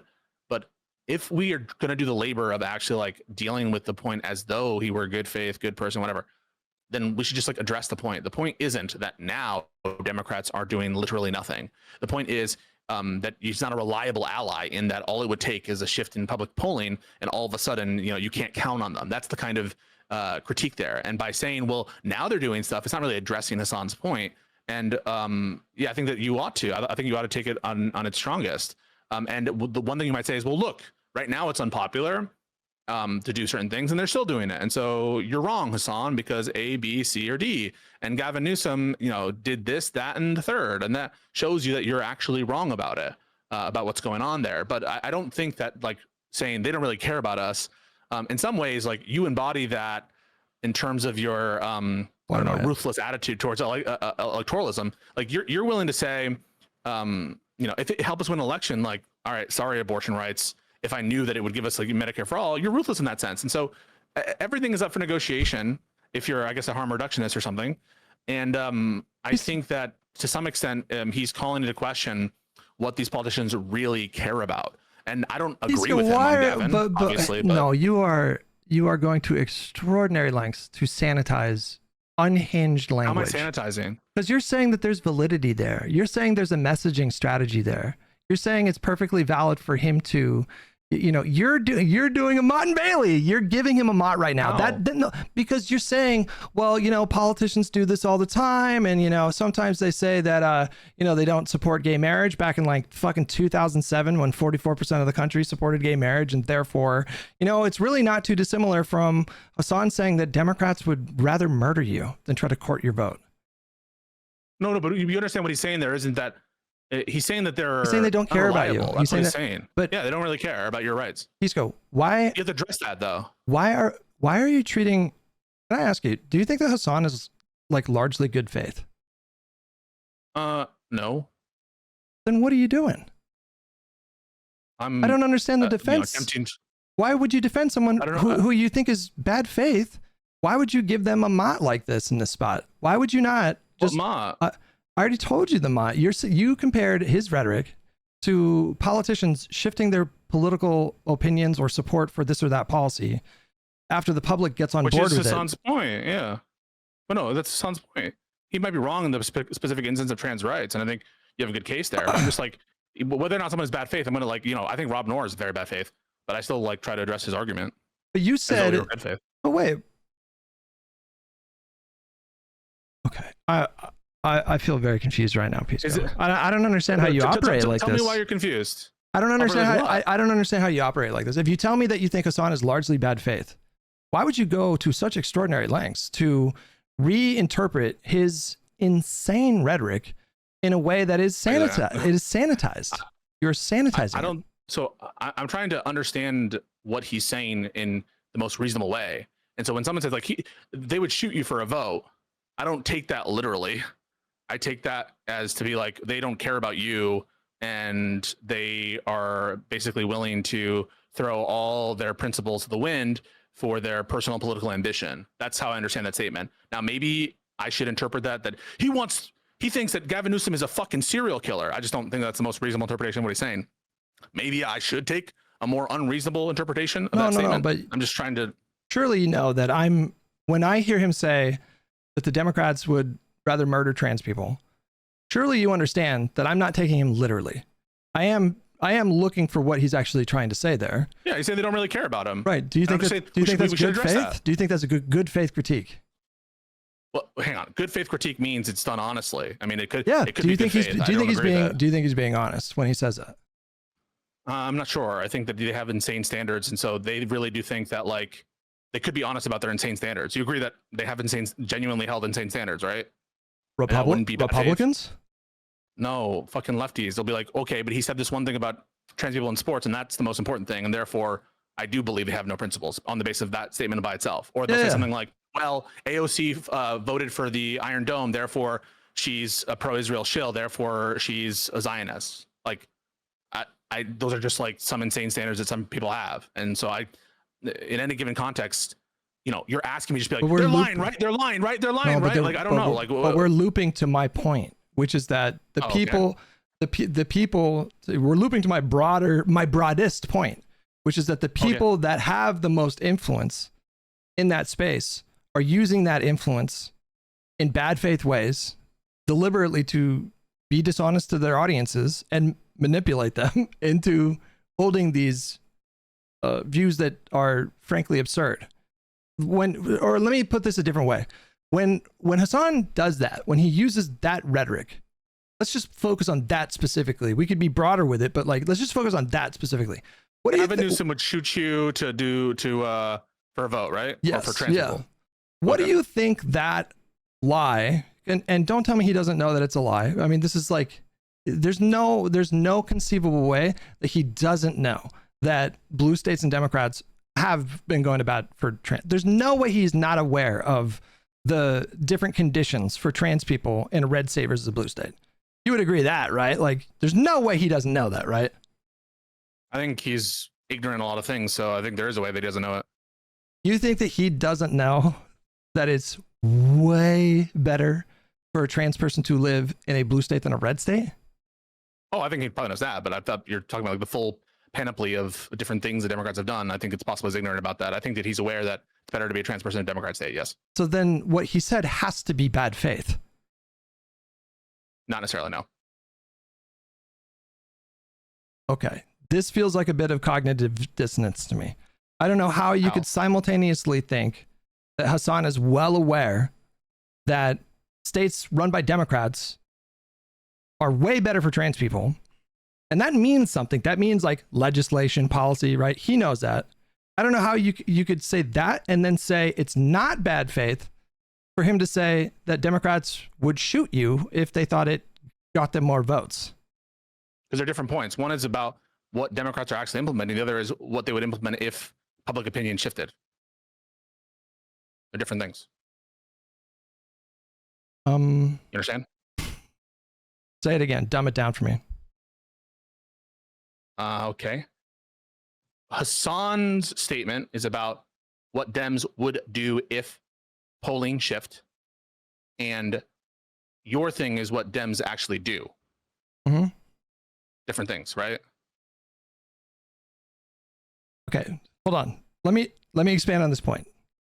Going beyond the fact that I think it's obvious that Hasan knows that blue states are passing myriad bills to protect trans people. I think he knows very specifically that that is what is going on. Okay.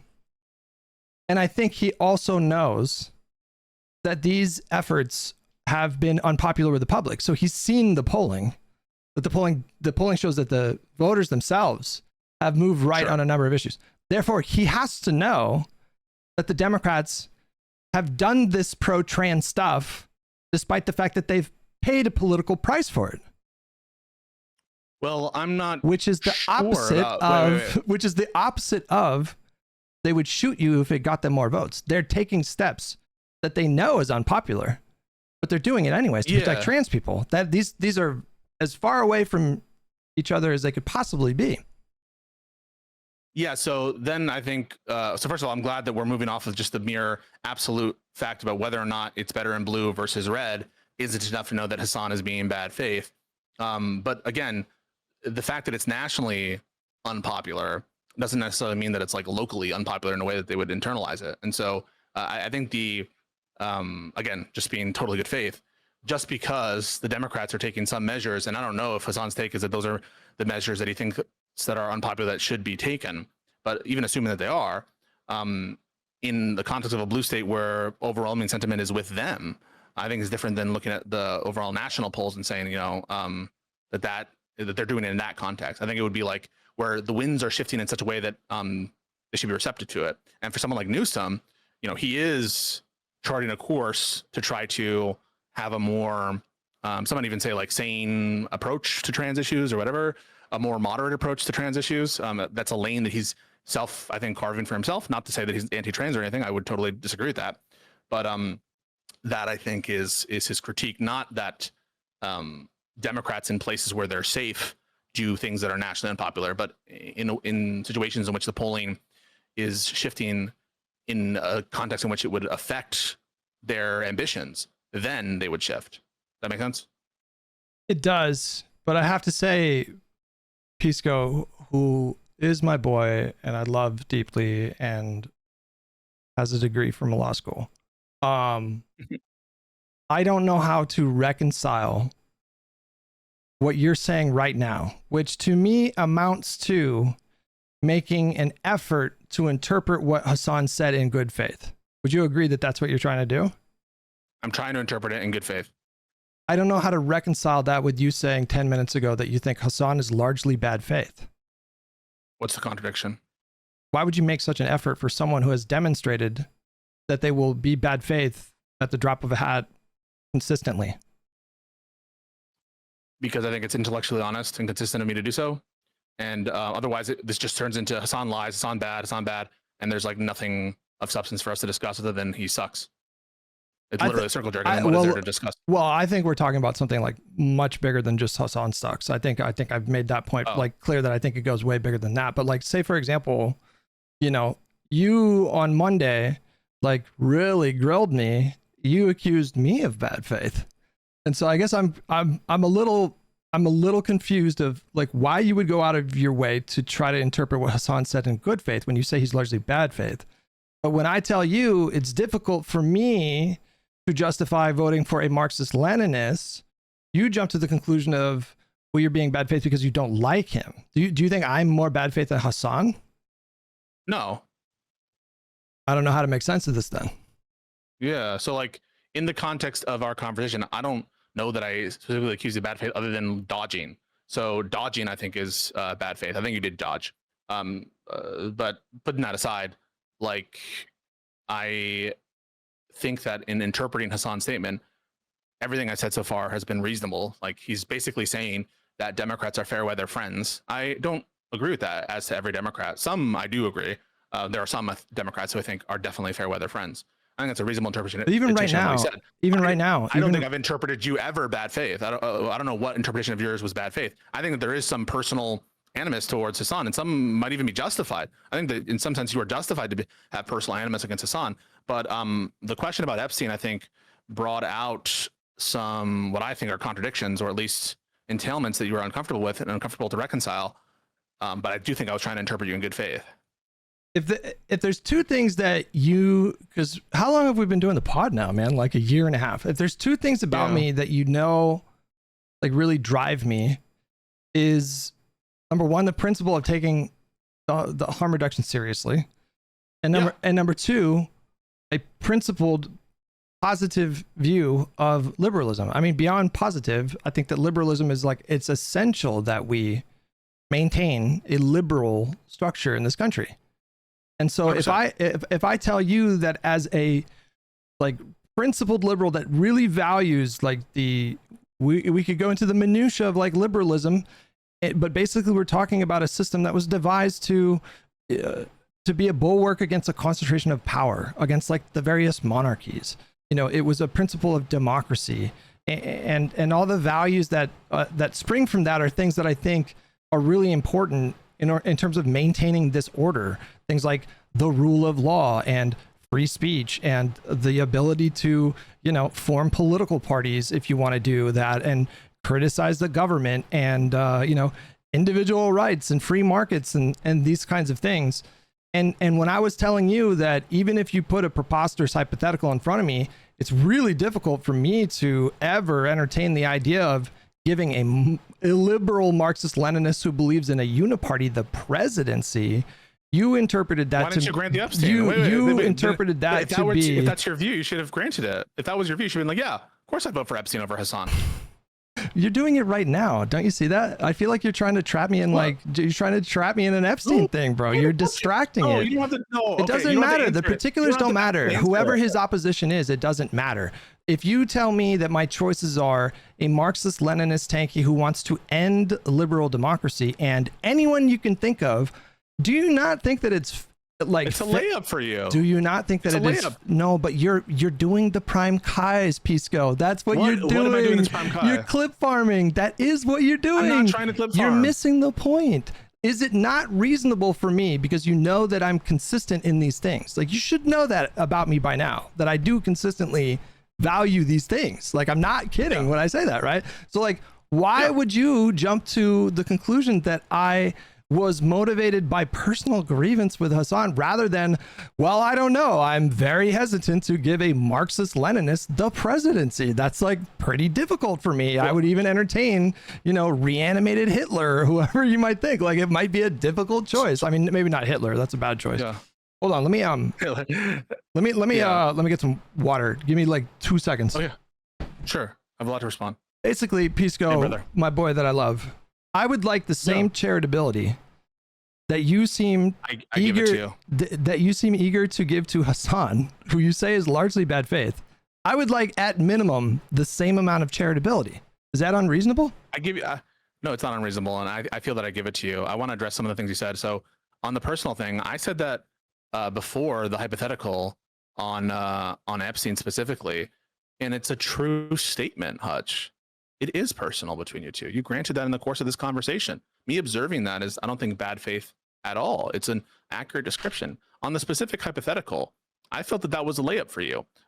First of all, I didn't bring up Epstein in the first context. That was you, addressing IRI, and you asked IRI that question.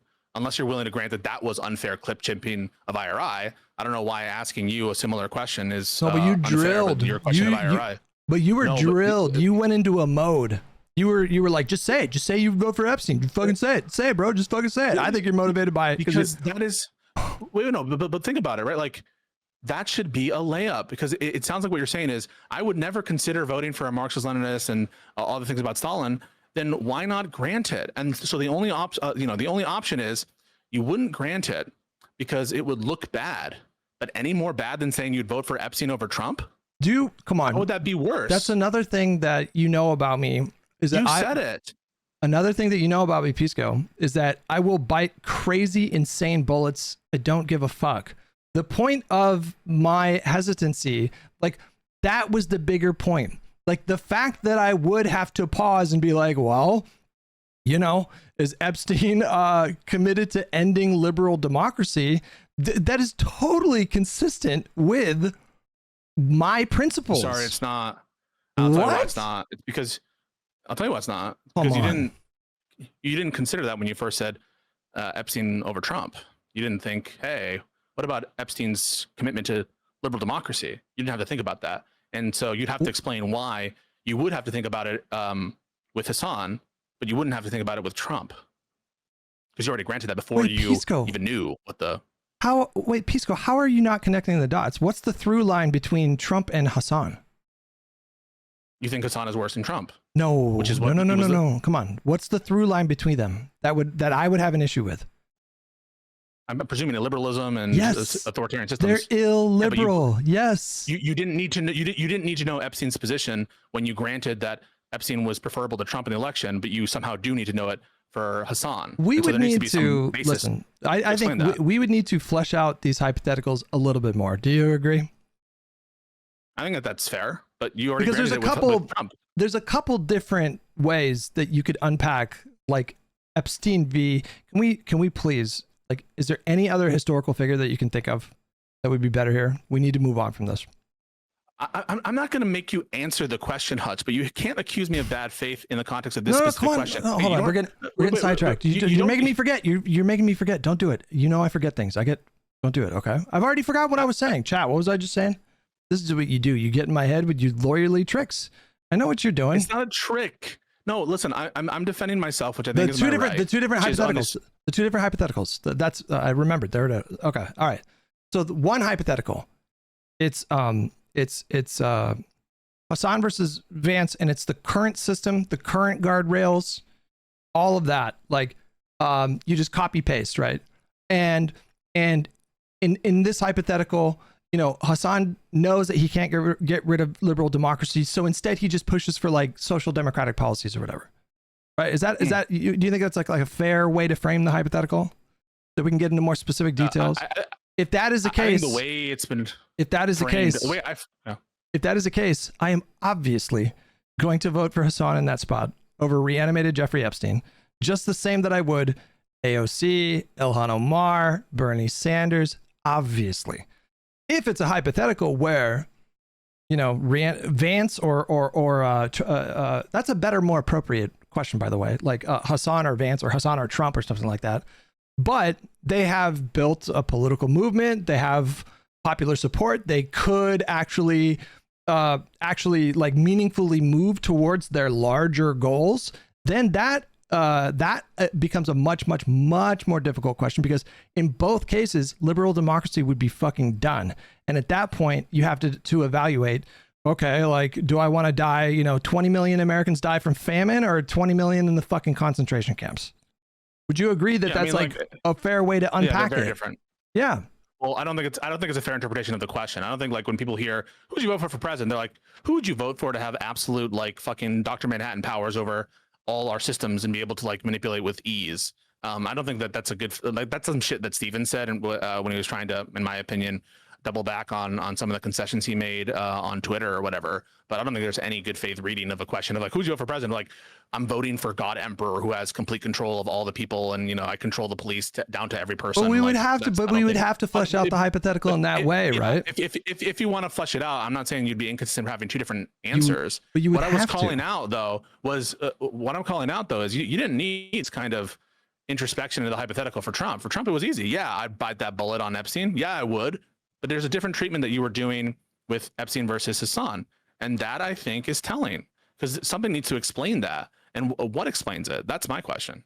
Didn't I say, hang on, wasn't I consistent? Because I swear to God, that question came up, Hasan versus Trump. I think that came up like 3 weeks ago. Did I not say the same thing where I said I would Minecraft myself? I'm not saying that you're inconsistent, that you said I would Minecraft myself on that. I'm pointing to something specific. That is to say, your willingness and eagerness to show your consistency, which I think is great, that you're consistent on harm reduction, was so powerful. A way to sort of test those bona fides was to say, I would even vote for someone I find morally repugnant, such as Jeffrey Epstein, in the name of, you know, societal welfare. if it were up against JD Vance. That was your statement. It wasn't accompanied by I would Minecraft myself. It wasn't like I would vote third party. It was just clear. I would vote for Epstein over JD Vance. But I asked you you didn't need to. No. I asked you. Yeah. I tried to flesh out the hypothetical. You were the one stuck in debate mode because I asked you, what's his platform? Which is to say, you didn't need those answers for Trump. What do you Vance. mean? You didn't need those because at that point. Wait, no. Again, stop doing this, bro. I am consistent. I literally said I would Minecraft myself between Hasan and no, that's not what that's not the inconsistency. Trump. The inconsistency isn't that you would Minecraft. The inconsistency is the amount of detail and the nature of the hypothetical that you require for Vance versus for Hasan. That's the inconsistency. Why do you need more information about the nature of the hypothetical? Why does it matter? I was trying to flesh out a hypothetical, bro. And I just want to circle back to the point, which is that isn't it consistent with someone who thinks that the biggest problem that we face in the country right now probably is, I mean, there's hyperpolarization, but like the threat to liberal democracy. That is the thing that I feel very vigilant about. And so when I see apathy and intellectual laziness and disengagement, disillusionment, nihilism, alienation, when I see these problems getting worse and worse and worse, Epstein, then? Stop. Can you explain why you didn't bite the bullet for Epstein? You cannot get out of this mode, and you're not listening to what I'm saying. What mode? You're doing it now. What mode? You're in prime Kai's mode, is what you're doing right now. Just listen to me. I don't understand how. I want you, but you you need need to talk about that. Okay. You need to answer my question. Okay.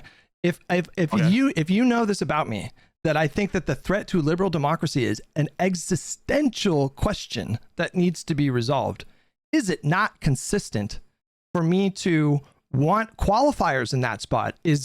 I don't know, is Epstein going to get rid of liberal democracy? Is Hasan going to get rid of liberal democracy? How is that inconsistent? It's inconsistent with your prior approach to the JD Vance iteration of that question, because when it came to that, you didn't need to inquire as to Epstein's internal political views. You were willing to grant that Epstein would be preferable without that inquiry. That's the inconsistency. Pisco. And presumably, Pisco. Yeah. I want you to just, I really want you to just like engage in this question without deflecting to a different hypothetical. Okay.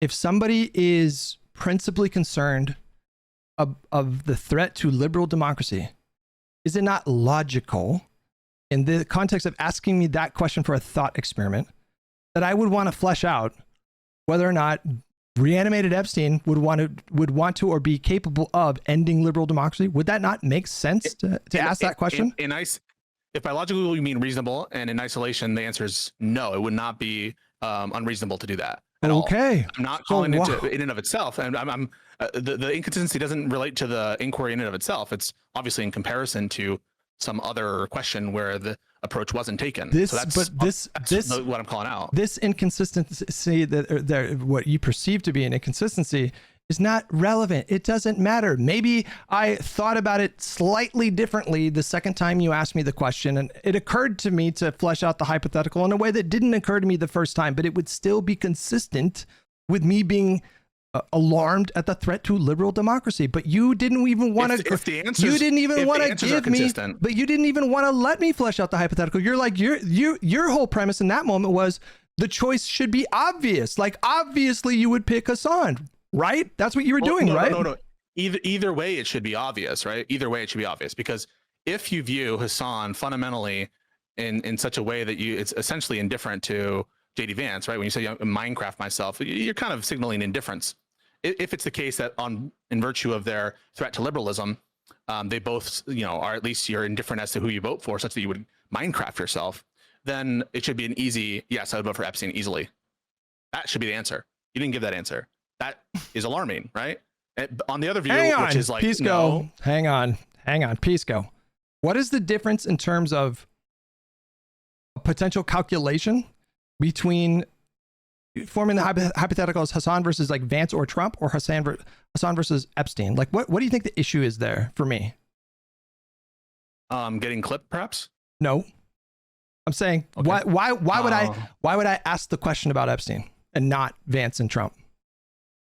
Why would you ask the question about? Yeah, why would I Vance ask like what are his politics? What's his policies? Presumably, you're ignorant about Epstein's political views. Yes, I know Vance's politics. I know Trump's politics.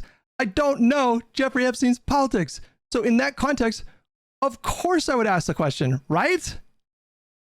If you're willing to ask it in the context of the JD Vance comparison, then yeah, of course it makes sense. Did you hear what I just said a moment ago? I know Vance's politics. I know what he's about. Yeah, I know Trump's politics. I know what he's about. I don't know Epstein's politics. So why would I not ask that question? Because you already granted the one, right? That was what because the question was I know their supposed to. politics. I'm repeating myself, Pisco. I know their politics. I don't have to question. I don't need to know, like, well, you know, is Vance trying to end democracy? I don't need to know. I don't need to ask the question. Then were you mistaken when you answered so quickly that you would know that it would be Epstein over Trump or Vance? Was that a mistake to answer so quickly without having done the inquiry? Because at that point, Pisco, is it not at all? Pisco, is it not a coin flip at that point? Like if I know that like that Trump would try to do like a fascist takeover, then doesn't it make sense to just like flip the coin on a candidate that you don't know anything about? Now you can say you should have done that consistently in the hypothetical with Hasan, but this is such a superficial inconsistency. It doesn't matter. Maybe I was in a different mood that day, but you didn't. You jumped to. I think you're being bad faith, and I think you're motivated by a personal grievance towards Hasan. You assumed bad faith, and yet in our conversation about Hasan right now, you are bending over backwards to interpret his statement about trans people being murdered by Democrats in a good faith way after telling me you think he's largely bad faith. Now that feels like an inconsistency to me, Pisco. Well, I don't think that I'm interpreting you with bad faith. I mean, can you point to an example of that? I don't know what's bad faith about my interpretation. What do you think it means to say, I don't think you're being honest. I think you're motivated by grievance instead of principles. Isn't that the definition of bad faith? Well, hang on a second. I do think that if it's accusing someone of merely being motivated by personal animus opposed to, you know, principles, I think is a way of accusing bad faith. But just to be clear, that is different than interpreting someone in bad faith. And I think that you granted that when I said, you know, there's something personal here, that was true. I don't think that merely having some personal thing is by itself bad faith if you can stand on principle and put aside the personal bias. But I think that the unwillingness to answer, and I do think it's a bit of a dodge. I think that's it speaks for itself. I don't know that I use such fighting rhetoric towards you. And again, like, look at how I was happy to grant that Hasan is bad faith way more than you. I'm happy to grant that, you know, you are consistent on frameworks and principles in general. I don't know what about my interpretation of your comments was bad faith. Maybe you can identify one.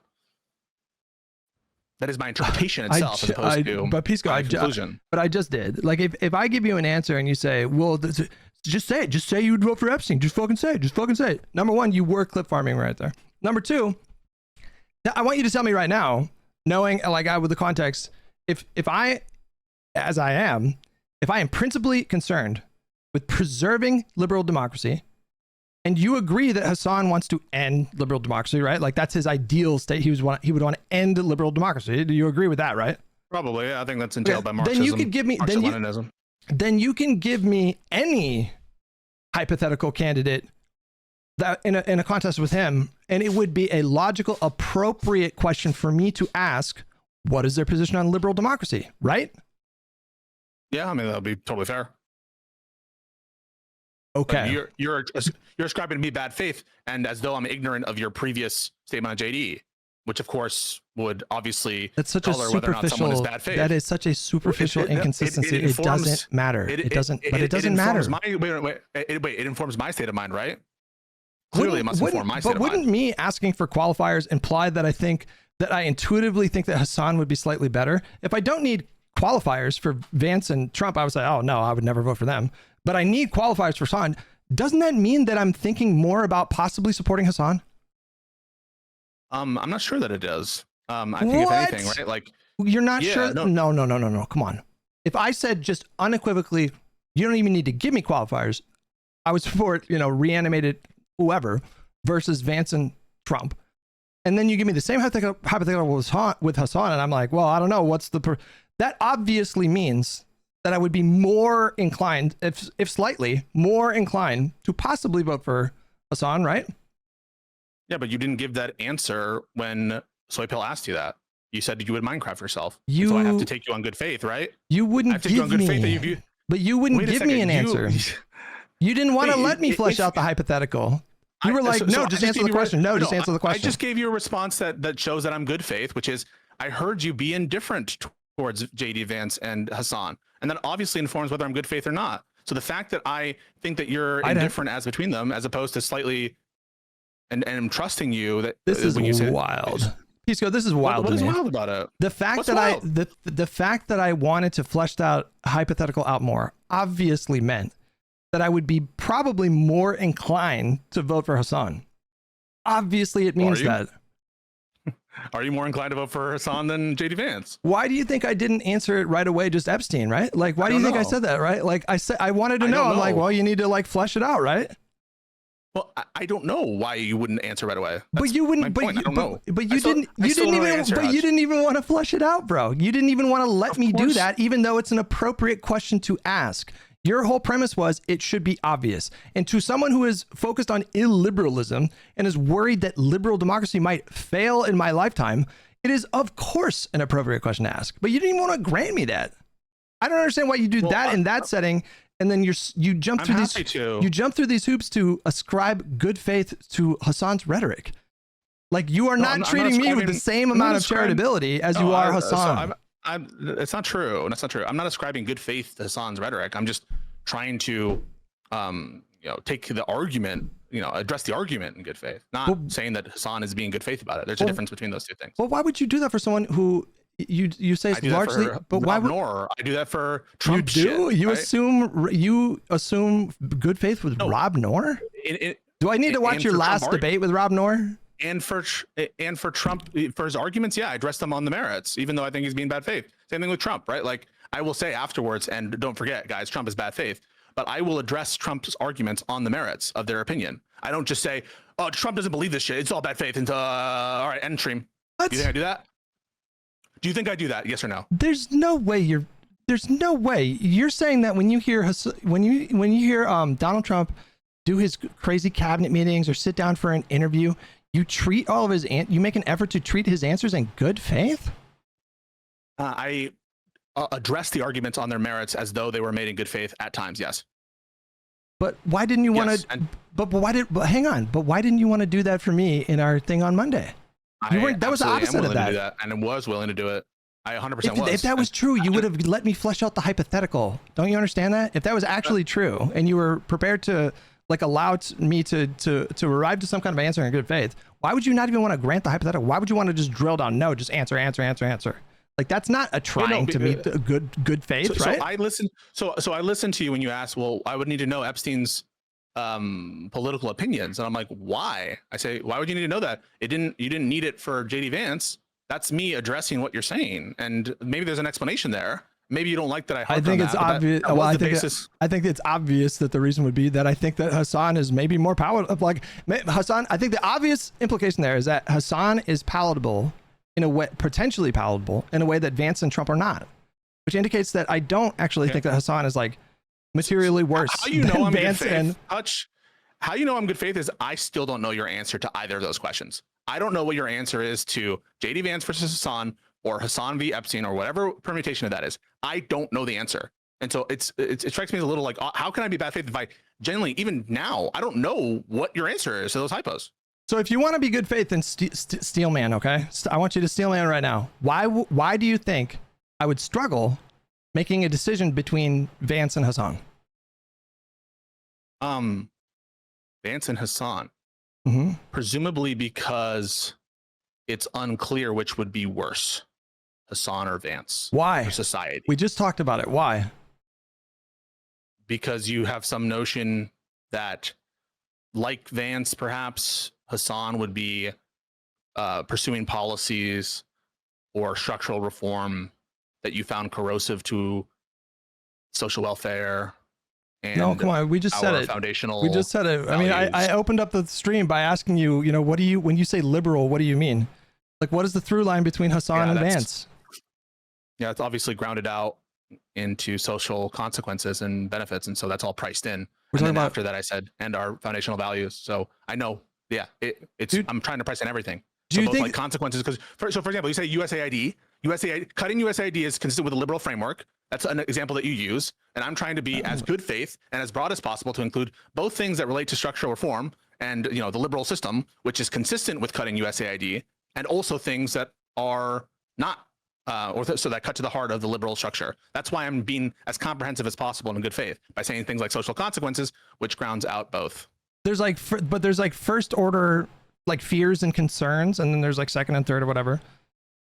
I've said it 10 times in this conversation that my first order like fear is the end of liberal democracy, and then below that we could get into like policy, like individual policy. I'm just trying to address all of it. I'm just trying to address all of it. But at the very top, my concern is that liberal democracy might end.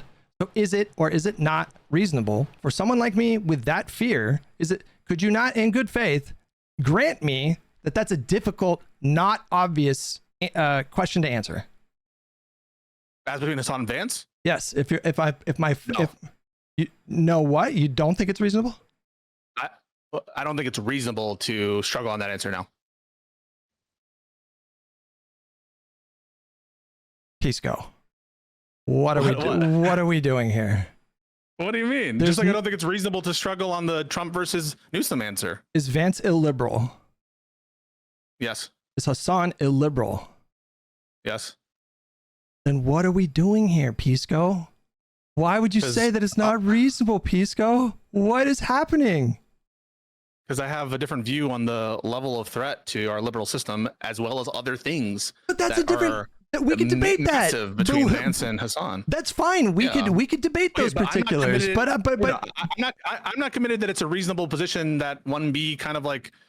Why should I be committed to that reasonability of it? I don't agree that it's reasonable. You want me to say something I don't agree with? I don't think it's reasonable. No. It is. It's by definition. No. Wait, hang on a minute. I have to think it's reasonable. No. If you're talking about good faith and being charitable, you should be able to put yourself in my shoes and put yourself into my thinking without necessarily knowing all the things that you know or having all the same exact opinions that you have. But you should be able to imagine me thinking, fuck, it's kind of tough, like Vance, fascism's pretty bad. Giving your views, not great, but like maybe giving your view, it's tough, but I have a different view. And so my view on reasonability, I'm not just like incorporating your perspective into my view on reasonability. I can be a reasonable person with unreasonable opinions on some things, like I think that I'm generally unreasonable, but I'm sure there are some things on which I'm unreasonable. And so, yeah, like if I were in your head, I would obviously think that your position is reasonable because I would be you. Okay. That's what I'm talking about. That's good faith. That's charitability. That's you saying if I was you, that's your bad faith. But you did on Monday. But in this moment, you're saying that I can't imagine someone struggling with that answer. No, I just think it's not reasonable. I can imagine quite a lot. Oh, I can imagine people struggling with like simple math problems. I can imagine people struggling with, this kind of question, which is probably more reasonable to struggle with than a math problem that's 2 + 2, but less than what I would call reasonable. So why is it unreasonable? Like, do you think that Hasan would make any kind of efforts to end liberal democracy, boost our adversaries that he thinks are morally better than us? Like, why do you think it's unreasonable for me to be concerned about Hasan like damaging or ending liberal democracy? Oh, I didn't say that. I didn't say it's unreasonable for you to be concerned about damaging institutions and democracy. I said it's unreasonable to think that it's a tough question as between him and Vance. That's what I think is unreasonable. Not whether or not Hasan posed a threat. Like, I would obviously grant that. I mean, notwithstanding our it's funny, people will send me this message as though it would be a tough question. Notwithstanding like the personal conflict or whatever, I would vote for Destiny over Hasan. I would pick Schumer over Hasan. I would pick maybe not. I wouldn't pick Fetterman over Hasan. But like this is all just a way of me saying that like. I might. Yeah, I might pick Fetterman over Hasan. I might. In fact, that's my intuition. Yeah, but like the reason why should be obvious to you. And I feel like you're saying a lot of irreconcilable things during this conversation because what's irreconcilable? Because you're telling me that it is reasonable for someone who is afraid of liberal democracy ending well, actually, no. You said it wasn't. I don't even. No, it's hard to keep track, man. I gotta be honest with you because I feel like you're a little all over the place here, bro. Like, all over. Is it unreasonable? So if it's not unreasonable that I would be concerned that Hasan would really damage or end liberal democracy, if that's not unreasonable for me to think, then it has to be reasonable that for me this would be a difficult choice between him and Vance. It has to be. No. Because the magnitude of concern could be hugely different, and it is. Make sense? I think the reasonable position for you in this spot is to say, yeah, I can understand why that would be a difficult choice. Now, maybe we can have a debate, and that could be like a fun exercise of like, here's why I think the magnitude would be worse over here. Here's why I think the magnitude would be not as bad over here. That's fine. Like, I mean, I would be down to have that conversation because I feel like there's enough of Hasan's rhetoric for me to say that I think that this guy was like Daenerys Targaryen, basically. Okay. But like, you could have a different view of that or whatever. That's fine.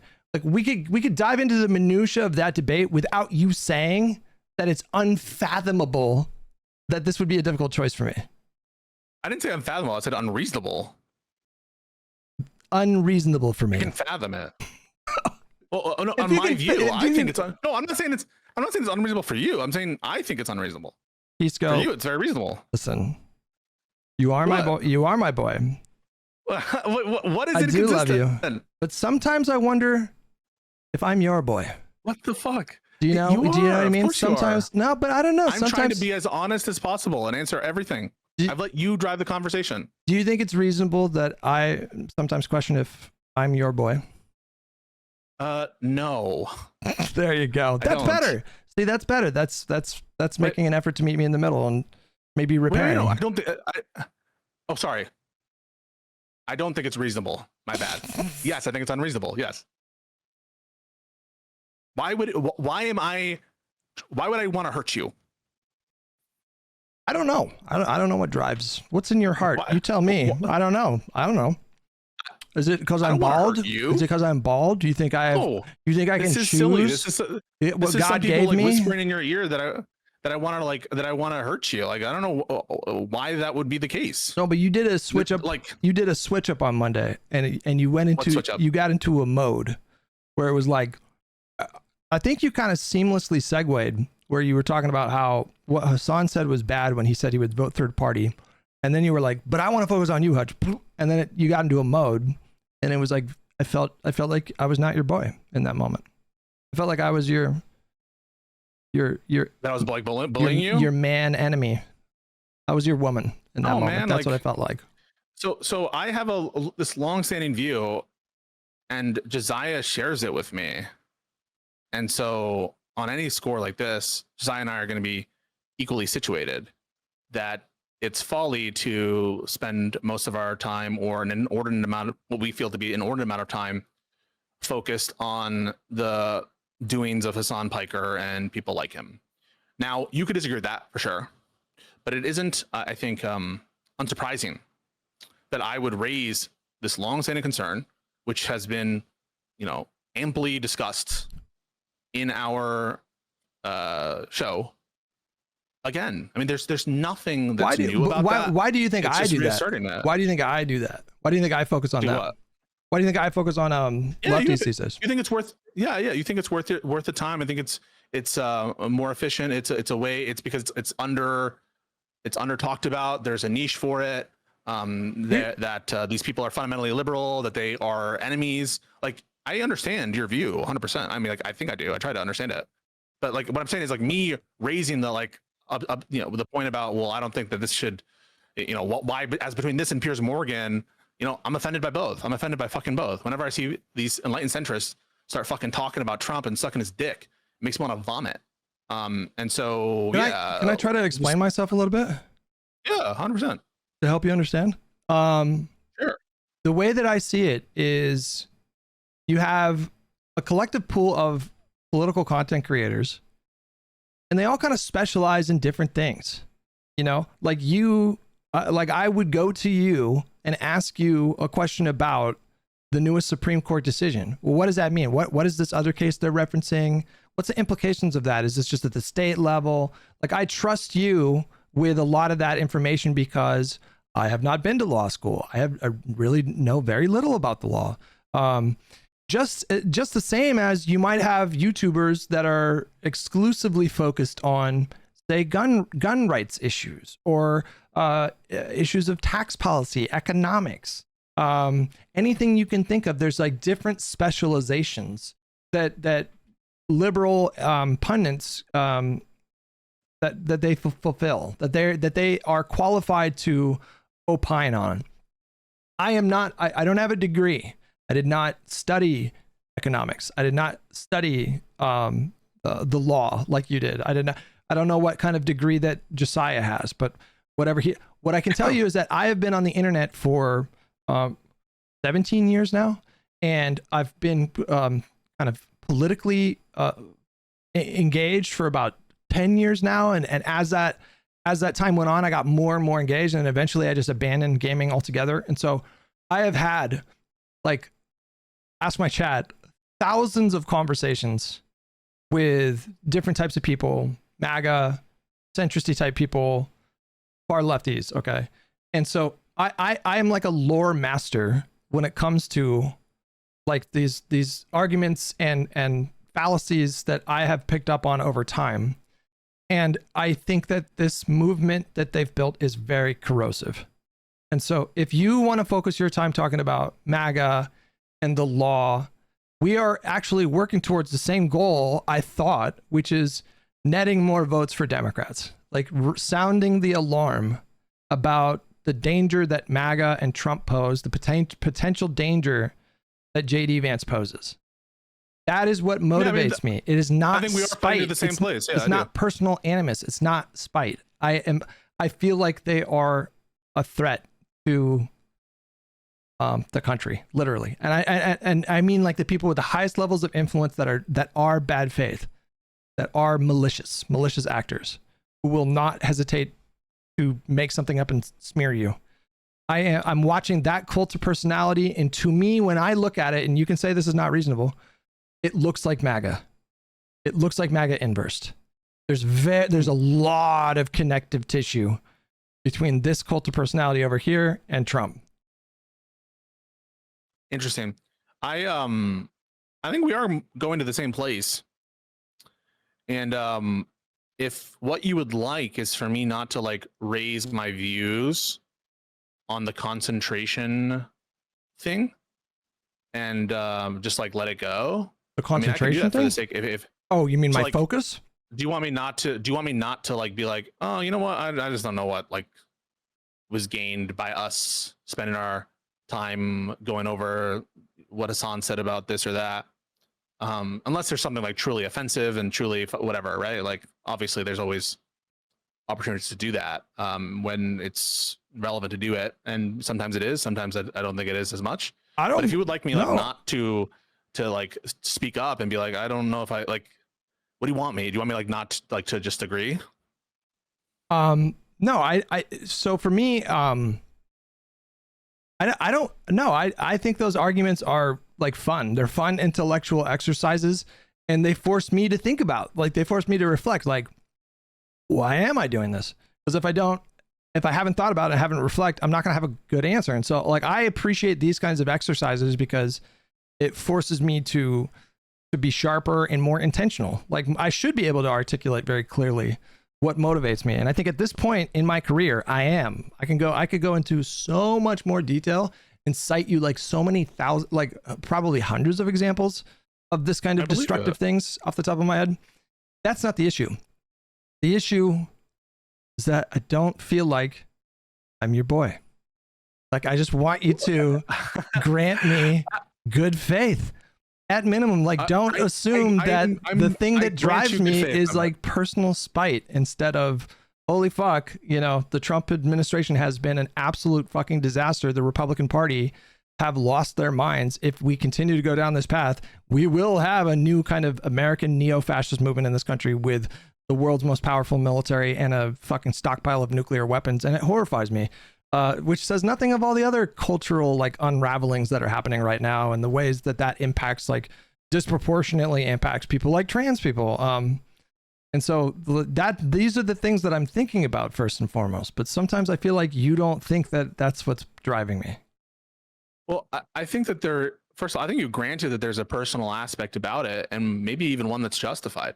I think that there's a reflexive, I don't know, intuition that people have that personal means bad or something. I would agree that like personal in the context of a political conversation, when there's like principles at play that go beyond oneself, that's like probably improper. But I don't think that it's wrong to say that there's a personal aspect to you. Like the whole what was the progressive victory stuff, lying about the nature of the Epstein hypothetical, which I do think is a lie and mischaracterizing your position. I'm happy to say that. I think it's mischaracterizing your position to say that you actively like Jeffrey Epstein, that you actively like sexual assaults. He did the PV thing. He did the PV thing like 2 weeks ago, bro. Like he didn't come out and say, like hinted, you had to infer what he meant, but it was obvious. He said, like PV was paying me to, and not very well, to do Israeli propaganda. What he Israeli can't, propaganda? yes, specifically to do Israeli propaganda. Yeah. That's what he said about me. It's crazy. And so, there's like a personal element there, but I have been talking about like this destructive thing before Hasan. Like I've been talking about like the crazy burn your bust people that the sincerity of that. I don't think that I ever said that you're bad faith or personal to the exclusion of a sincere belief that these people are. And if I said that, then I'm sorry. I don't think I did, but maybe you did say that on Monday. You did say that, and I didn't feel like I was your boy. I said it feels personal. This shit feels fucking personal. The implication being, because the implication being that I was primarily driven by that like personal spite, and instead I wanted this conversation to be an opportunity for me to lay out to you. I think it is totally reasonable for a like principled liberal to hesitate at the prospect of giving someone who is vehemently, militantly, violently illiberal the presidency. I hear you. Okay, let me try to explain why I behaved the way I did. So we're criticizing Hasan for weaselness and for not, like, I think adequately, although he did answer it, he just did it in an inadequate way. But there are other instances where he does this kind of shit, where it's like, this is such a ridiculous hypothetical. I'm not even gonna, stomach this hypothetical, that kind of shit. And that stuff often is like anathema to me, the kind of like dodgy shit when we're trying to get to brass tacks. And so I'm like a dog with a bone sometimes, where I see a flaw and I'm like, all right, put yourself in my shoes for a second. See the other day, like, you're happy to say Epstein over Vance or whatever, and there's some hesitation here, either because you think that Hasan is better than Vance and you don't want to say it, or because you think Epstein is better than Hasan and you don't want to say it. Mm-hmm. And so in that context, I'm like, come on, like, this is so, like, if we're gonna be here talking shit about not answering questions adequately, I feels like this is an area where it should be easy. Maybe that was a wrong, because you like rethought your methodology in between, or that this caused you to think differently about how you would approach the Epstein question again. But I'm gonna be honest with you, Hutch, I still don't know the answer to those hypos. The two hypos, which are Epstein or Hasan over Vance. I still, as I sit here, we are now, hours into our conversation, I don't know the answer to those questions. And I think that is telling. I mean, maybe you're still mulling it over. It is telling, but it is not telling in the way that I think you think it's telling. Like, okay. I don't even know the answers to those questions. That's the point. The fact that I don't know should tell you that I view Hasan, if you were to give him like ultimate power, to be extremely dangerous. So like, for example, what do you think, like, would you feel confident that Hasan gets sworn in on, January 20th, 2029? Would you feel confident that he would not call Xi Jinping and summon him to the White House and share really valuable, sensitive nation secrets with Xi Jinping? Am I confident that he wouldn't do that? Yeah.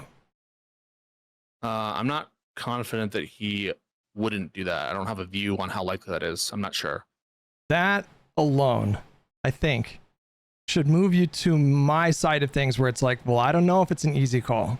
Because I think if he did that, the consequences of that would be catastrophic for the world, would be catastrophic. Potentially existential. And I don't think that's unreasonable. So like, if you agree with me that you don't know that he wouldn't do that, then you should understand my hesitancy. What are the secrets we're talking about? Like unilaterally nuclear secrets and give over information of our spies in different places? Yep. Basically that he's a Chinese agent working as a Xi Jinping. Do you dispute the fact that for, I don't know how many Hasan clips you've seen. I think I've probably seen a lot more of Hasan stuff than you have, but are you aware that, or do you agree with the premise that he thinks that China is morally better and morally better suited to be a superpower than America? Have you seen enough clips to know that about him? No. I know that I have. was super Simbi to China on his, and is like an apologist for the ZCP, but I don't know enough to know that he comparatively views China as superior overall to America. Okay, but I do. You know, like I know, for example, that okay. He thinks that China was the more moral actor in the Korean War. You know, like that was like a proxy, right? Like he thinks that really? China and North Korea were like the morally better kind of group in that conflict. I mean, there's like so many other examples. So, like he talks about, there was an incident where there was a, I think a dam, like some kind of central position that was surrounded by high ground, and it was like 200,000 UN soldiers, I think, that were killed by the forces in the north. And he talks about that very like, yeah, that was based. Like he thinks that China is the more like morally better country, and he thinks that he also thinks that the two most evil institutions in the world are the Republican National Committee and the Democratic National Committee. He told me that directly when we had a conversation. So when I say that he thinks that America is the most evil country on the face of the planet, I mean it literally. Like that is his stated beliefs. You know, did you see, for example, I basically think that he'll be less likely to institute authoritarianism, because I think that the sort of military, the courts, the sort of states are much less tolerant given Trump like constraints. Those institutions are much more likely to buck him than they are of answer Trump. You might be right, maybe. And if you could, you know, listen, I think Hasan has to earn my vote. I don't know why I would give up leverage. We haven't even had a primary yet. So like he could persuade me to vote for him versus reanimated whoever, Pol Pot or whatever the fuck. He could persuade me. And if he did persuade me that he wouldn't give up our nation's secrets, that he wouldn't try to end liberalism, you know, maybe there's a pragmatic side of him where he thinks, you know what, I don't think I can do that. Why don't you have a conversation with him? I mean, I would be down. I would be down, but he does not have these kind of conversations very often. I know. I think you've mentioned that he's having a conversation with Mockler later. We'll see how that goes. But he's pretty insulated from these kinds of things. But I'm telling you, like, well, do you want a constructive dialogue with him, or do you want like a debate? I don't know if it's possible with Hasan. I'm not sure that there's like a constructive conversation to be had, because I agree with you that he is largely bad faith. I don't think that he is an honest actor. You know, like pay attention to his tone in his conversation with Mockler, okay?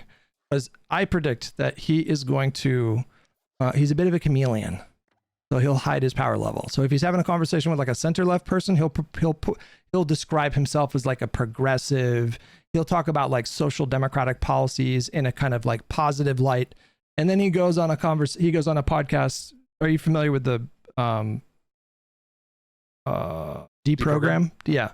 So like, yeah. So they're like two kind of like radical Marxist people, right? Which I'm not even using that as a pejorative. Like they are just like radical Marxist types, right?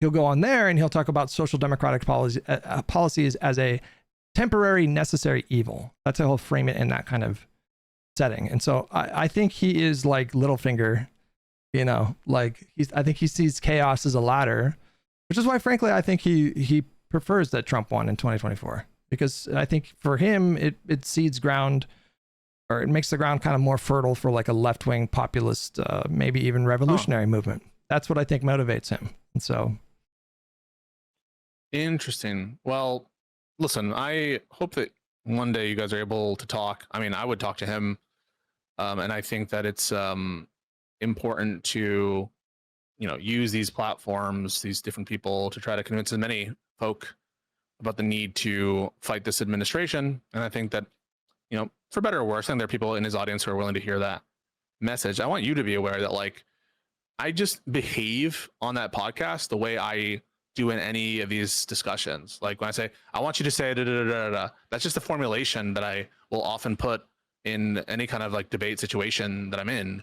It's not like I don't want to give lefties more opportunities to farm you for clips. It's not my motivation. And on the personal thing, I think that that's, you know, to the extent that the implication was you're not sincerely motivated by the threat that they pose, I withdraw that, and I'm sorry. You know, my whole point of it was to more argue that, like, I think it's not the most efficient, and I would prefer if we spend more time on MAGA. But you know, I'm not trying to like fuck with you or anything. I'm just well, what I like to argue, and when I see someone kind of like weaseling on some shit, and remember, Soy Pill started that. Soy Pill was the one who asked you, "Hey, Epstein or Vance?" And I just noticed you're not answering. I'm like, "What the fuck? This is bullshit. You have to answer." And so that's my instant reaction to it. It's not like I'm preparing to ambush you or anything. It's just like me reacting in real time. And if that offended, I apologize. No, listen. It may be difficult to believe in this moment, but I mean this with all sincerity. I fucking like that about you. I like tangoing with you. I think it's fun. Like, I don't know if you've ever hurt my feelings. Maybe a little bit. Maybe a little bit on Monday. Maybe you hurt my feelings a little bit on Monday. But generally, I genuinely like that. And I fucking empathize that the idea of like somebody says something to me and it doesn't make sense, and I think it's inconsistent. It's like a splinter in my mind that I can't remove. And so I can get singularly focused. I think that's on full display this last week, but I can get singularly focused on, oh my God, this is a really stupid, bad idea. And hella people think the thing. Like, it's the same kind of morbid fascination that I have with MAGA. You know, oh my God, they're saying cannibals are eating cats and dogs and rapists are going to come in and fucking eat your children. This is crazy. And so I have a similar kind of draw to that. But your experience of, I just get into a mode and I just kind of, I like to argue about these things. Yeah, no, like I'm the same way. Just notice. So I don't. Ogre and I have like I know that he's a deranged lefty, whatever.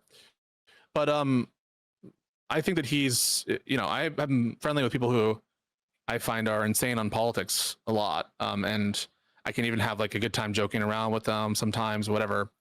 And I think that he's been unfairly harsh to you, but just like know that behind all of these lefties or whatever, they're people too.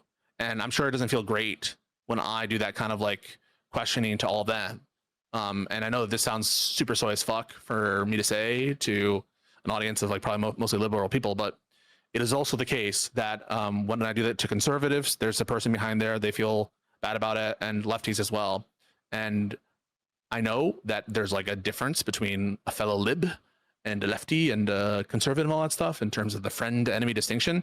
But sometimes it's like, I'll acknowledge, it's just like, I will just want to say what I feel is on my mind. And that will, like, unfortunately, sometimes cause people to be uncomfortable in terms of the nature of a conversation, which is more combative than they expected. You know, I can try to tone it down a bit, but yeah, that's just my nature, man. And I think it's good content for some people who, you know, maybe the Monday went too far, but yeah. I mean, one other thing about Monday. Okay. Like at the start there, it got off on a wrong foot because I heard Jose, who seems like a chill dude, say something I found like more offensive than the dead ending Gaza voters, which was like, even if it would hurt Democrats, we should have stayed with Biden. And I'm just like, that is worse than being a dead ender on Gaza and on genocide. Like, that is such a stupid line to draw. And so when that happens, you're like, oh my God, why'd you start so combative? Not you necessarily, but people like, you have to understand, I'm hearing that and I'm like, what the fuck? Even if Democrats would lose down the line, like, you would stick with Biden just because that's what strong is. Like, that's so stupid. And so I felt that you were like, kind of, I maybe this is wrong, not letting me put that out in front of the audience so they can understand how evil that is, in my opinion. No, as soon as he said that, I knew you were going to jump in and like really push back. And I had a similar reaction, I guess, with Jose. Jose is like very, very normal. He's like a very, very normal person. He was like too normal. Like, anyways, I've been following him for a long time. And so if I'm having a conversation with a normal person, I'm going to change my tone a bit.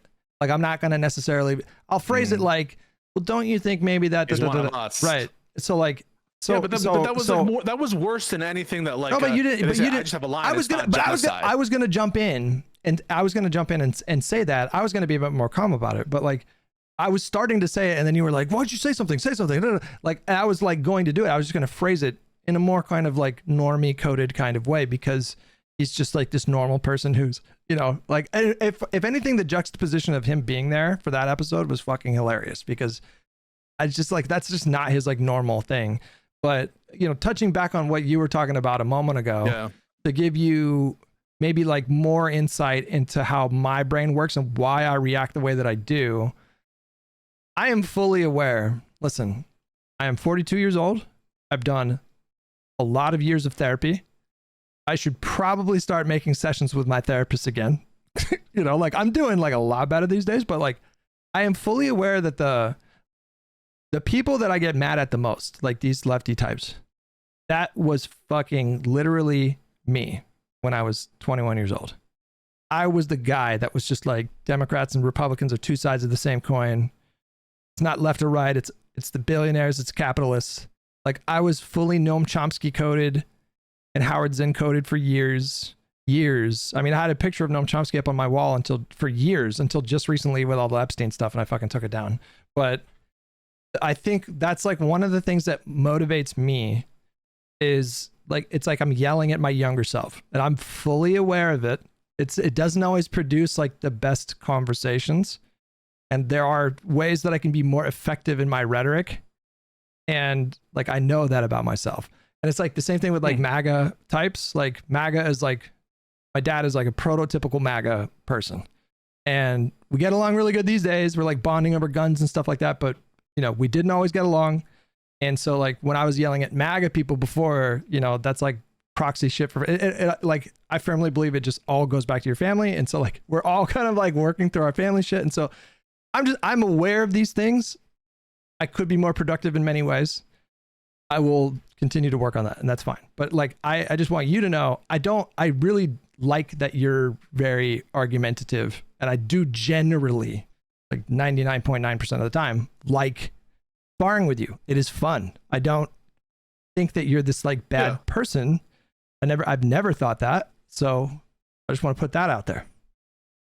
No, I appreciate it, man. Like, honestly, I also like, everyone has their fucking shit. Like, I know that I will come across as like arrogant, obnoxious, whatever, and shit sometimes. And like, I think sometimes it's about time and place and whatever. But yeah, no, I can totally get that. It can be, you know, looking back at who you are in a previous life and be like, no, don't do that. I mean, frankly, that's how I felt in the 2024 election generally. I'm like, guys, we can't make this mistake again. And it almost sometimes feels like we're doomed to have these cyclical little, you know, fucking moments in resolving similar questions. Even sometimes questions about like, you know, should women vote? Like, all this shit comes back again. And it can be agonizing sometimes to see people fall into similar mistakes. I don't doubt that. I do think that sometimes though, you should, you get a lot of hate, and it's tough. I mean, I'm not that is something that I think oftentimes is very unfair, and I hope that sometimes you unplug because it can be not healthy. I think always to be in the. Trust me, I've been in the replies sometimes, but no, I value our podcast. I value inputs and stuff, and I don't take it personally when we disagree like that. And maybe I wasn't as charitable as I should be in that moment. I'll think about that.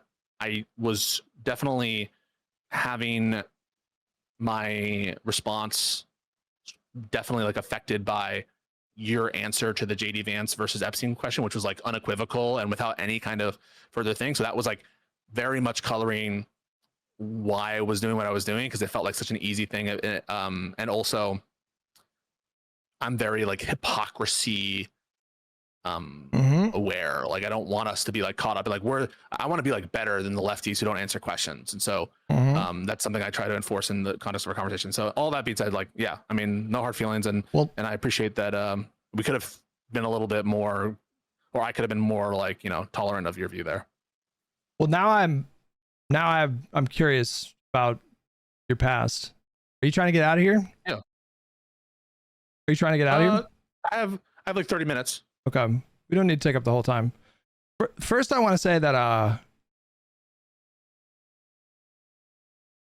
sometimes I've like hardcore relapse on social media, because there were especially, and it peaked kind of during the pandemic lockdown stuff, where I would spend like 14 hours on Twitter, like not even kidding. Like I wouldn't even stream because I would just be, yeah, straight up. Like it was just, and I would do that sometimes like for days and days and days. And sometimes I wouldn't even stream because I was like too busy arguing on Twitter. And so there are some times where I go back to that, and it's like, it's not great when I do that. It feels like a relapse. And then but on balance, things are better. But I do want to say that I feel so unwavering about my perspective on things. So if there are, dog piles that these communities do, that shit does not really faze me all that much. Like, I'm not going to say it never affects me, but for the most part, I don't question my ideas or thoughts or beliefs or whatever. If anything, I get more resolved when they do that. And you should also know that they do it's like systematic brigading. It's like systematic brigading. They will pull up your tweets like on just one second. Oh, okay. So sorry, you keep talking. But now I'm curious about like your 18 to 22, like what was going on for Pisco in those years. I'm just curious now. I've always been a Democrat. I've always been left wing. My influences were Jon Stewart, Christopher Hitchens. Hitchens. That is the least surprising thing you've ever told me. Yeah. People like. You read who else? Did you read The God Delusion, Dawkins? I did, yeah. And God is not great. I was also influenced by people more local to me, teachers and stuff, who were liberal and Democrat. But in college, I took an active stance against identity politics. I never fell into that Sargon of Akkad, Milo Yiannopoulos sort of cycle. But I remember feeling a little bit excited, but also sometimes a little sad at the following. I published, I think, some articles. I know some articles that upset certain left-wing identity politics sensibilities on campus, and I found that exciting. I found that being I don't know, a contrarian in that moment. Most of these are opinions that still hold, which is you should let white people wear sombreros and stuff like that. But it also had its effects in terms of people being oh, you're an Uncle Jose, you're not a real Hispanic, which isn't true. I'm a first generation whole family's from Peru. But yeah, no. So in that context, I was like very much, I don't know. I disliked this totalizing framework of, identity politics. I really didn't like it at all. But over time, and especially through law school, I think I always viewed Trump as a humongous threat. I voted for Hillary. I voted for Biden, and then obviously Kamala. But through law school, I felt, I reasserted my priorities in that, to be honest, I don't spend much time at all worrying about CRT or safe spaces and stuff like that, because even though I think that a lot of my positions on that were right, I thought that it wasn't worth my time. I joined an affinity group and it was a lot of fun. And I don't think that there's anything wrong with that.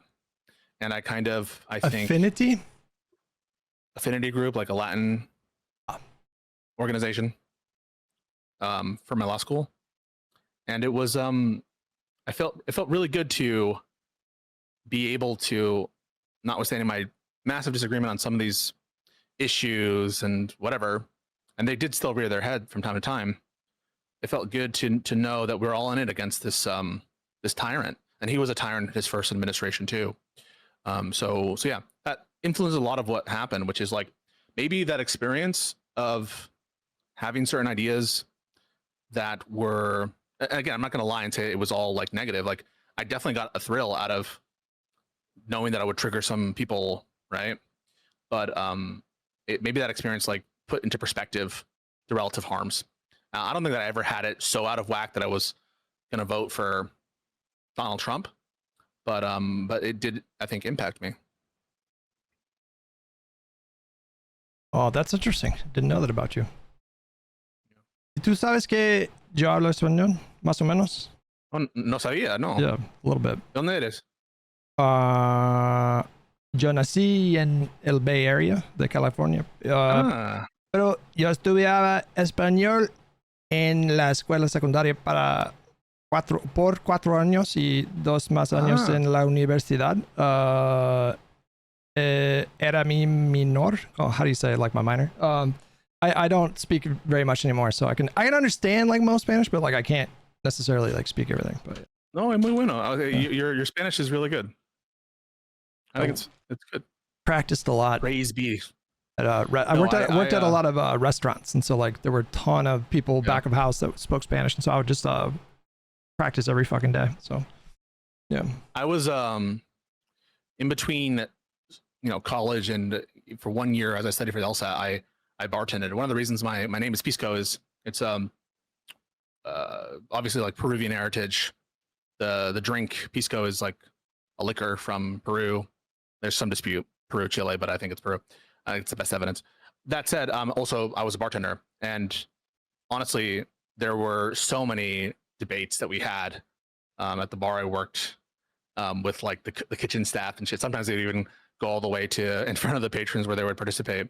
And so really like this has just always been my personality. It's like obsessed with these arguments, whether it's at college where the argument's supposed to happen, or whether it's at a bar when I'm supposed to be like, not having those. I think one time we had to have like the manager talk to us like no more political debates. We did it anyway.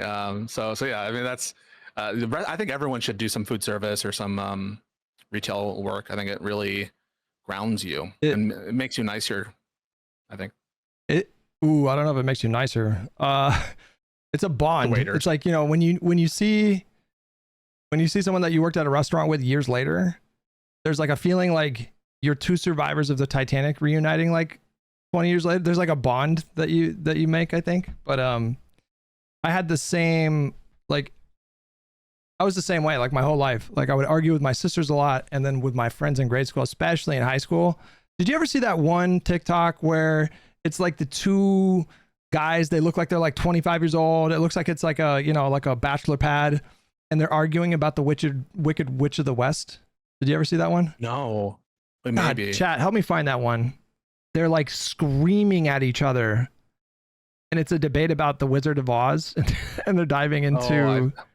It sounds familiar.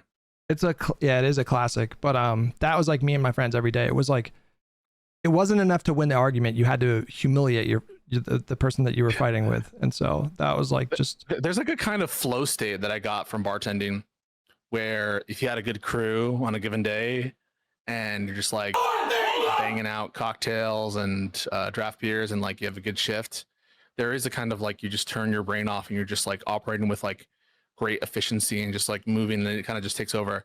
That felt very valuable. I mean, at one point I was like, I think juggling, because I still wanted to work at the bar. I think my 1L summer, I tried to juggle my summer associateship from 1L with bartending. I couldn't do it. But you know, there is something I think rewarding about doing it for some amount of time. Okay, I sent you a video. I just want you to watch that, and then I want to watch your reaction, and then Okay. and then I'll let you go. Okay. Just watch that. Just watch that video. Lol. That's good memes. That was Good me and my meme. buddies. All right, Pisco. Listen, enjoy your weekend. Thanks, brother. Hey, so I want you to think about those hypotheticals because it's really important. No, I'm just fucking with I Like- thought you were serious. I was like, no. No. I don't think we need to like to relitigate all that shit, but just keep in mind, I'm not coming from a place of like I want to fucking destroy you. It's counter to my interest, and if I was just trying to grift for lefties, I would be doing a better job at it and saying things. Trust me, I could get them to fucking cheer my name. I have genuinely never thought that about you. Like, I have always had the thought that you like arguing. That's always been my position. Chat will back me up on this. I've told Chat 1,000 times. I think Pisco really likes arguing. But yeah, anyways, enjoy your weekend. We're gonna have Rashad Crenshaw on Monday, and we're gonna be so normal, right? We're gonna be Yeah, so we're gonna give him normal. some segregation examples. Do not, if you bring up segregationists, No, I'm not. when he comes on the podcast, I will fucking walk. Okay, I will walk. Just so you know. All right. All right. Well, stay cool, and we'll talk soon. All right, brother. All right, bye bye. We do have to watch this. Hold on. We do have to watch this. This is like literally one of the greatest internet videos of all time. Hold on! This is my favorite. Hold on! Her sister was a witch, right? And what was her sister? A princess! The Wicked Witch of the East, bro! I'm gonna stab him. You're gonna look at me and you're gonna tell me that I'm wrong? Am I wrong? It's my favorite She movie. wore a crown and she came down in a bubble, I'm dog! not fighting with you. Grow up, fighting bro! with Grow up! Get educated, but Oh, fuck. To this day, that is one of my favorite videos on the internet. Oh my God. It's so good. I identify with that video on a spiritual level. I have been that guy. On a spiritual level, I've been that guy hundreds of times in my life. On this stream, probably thousands of times.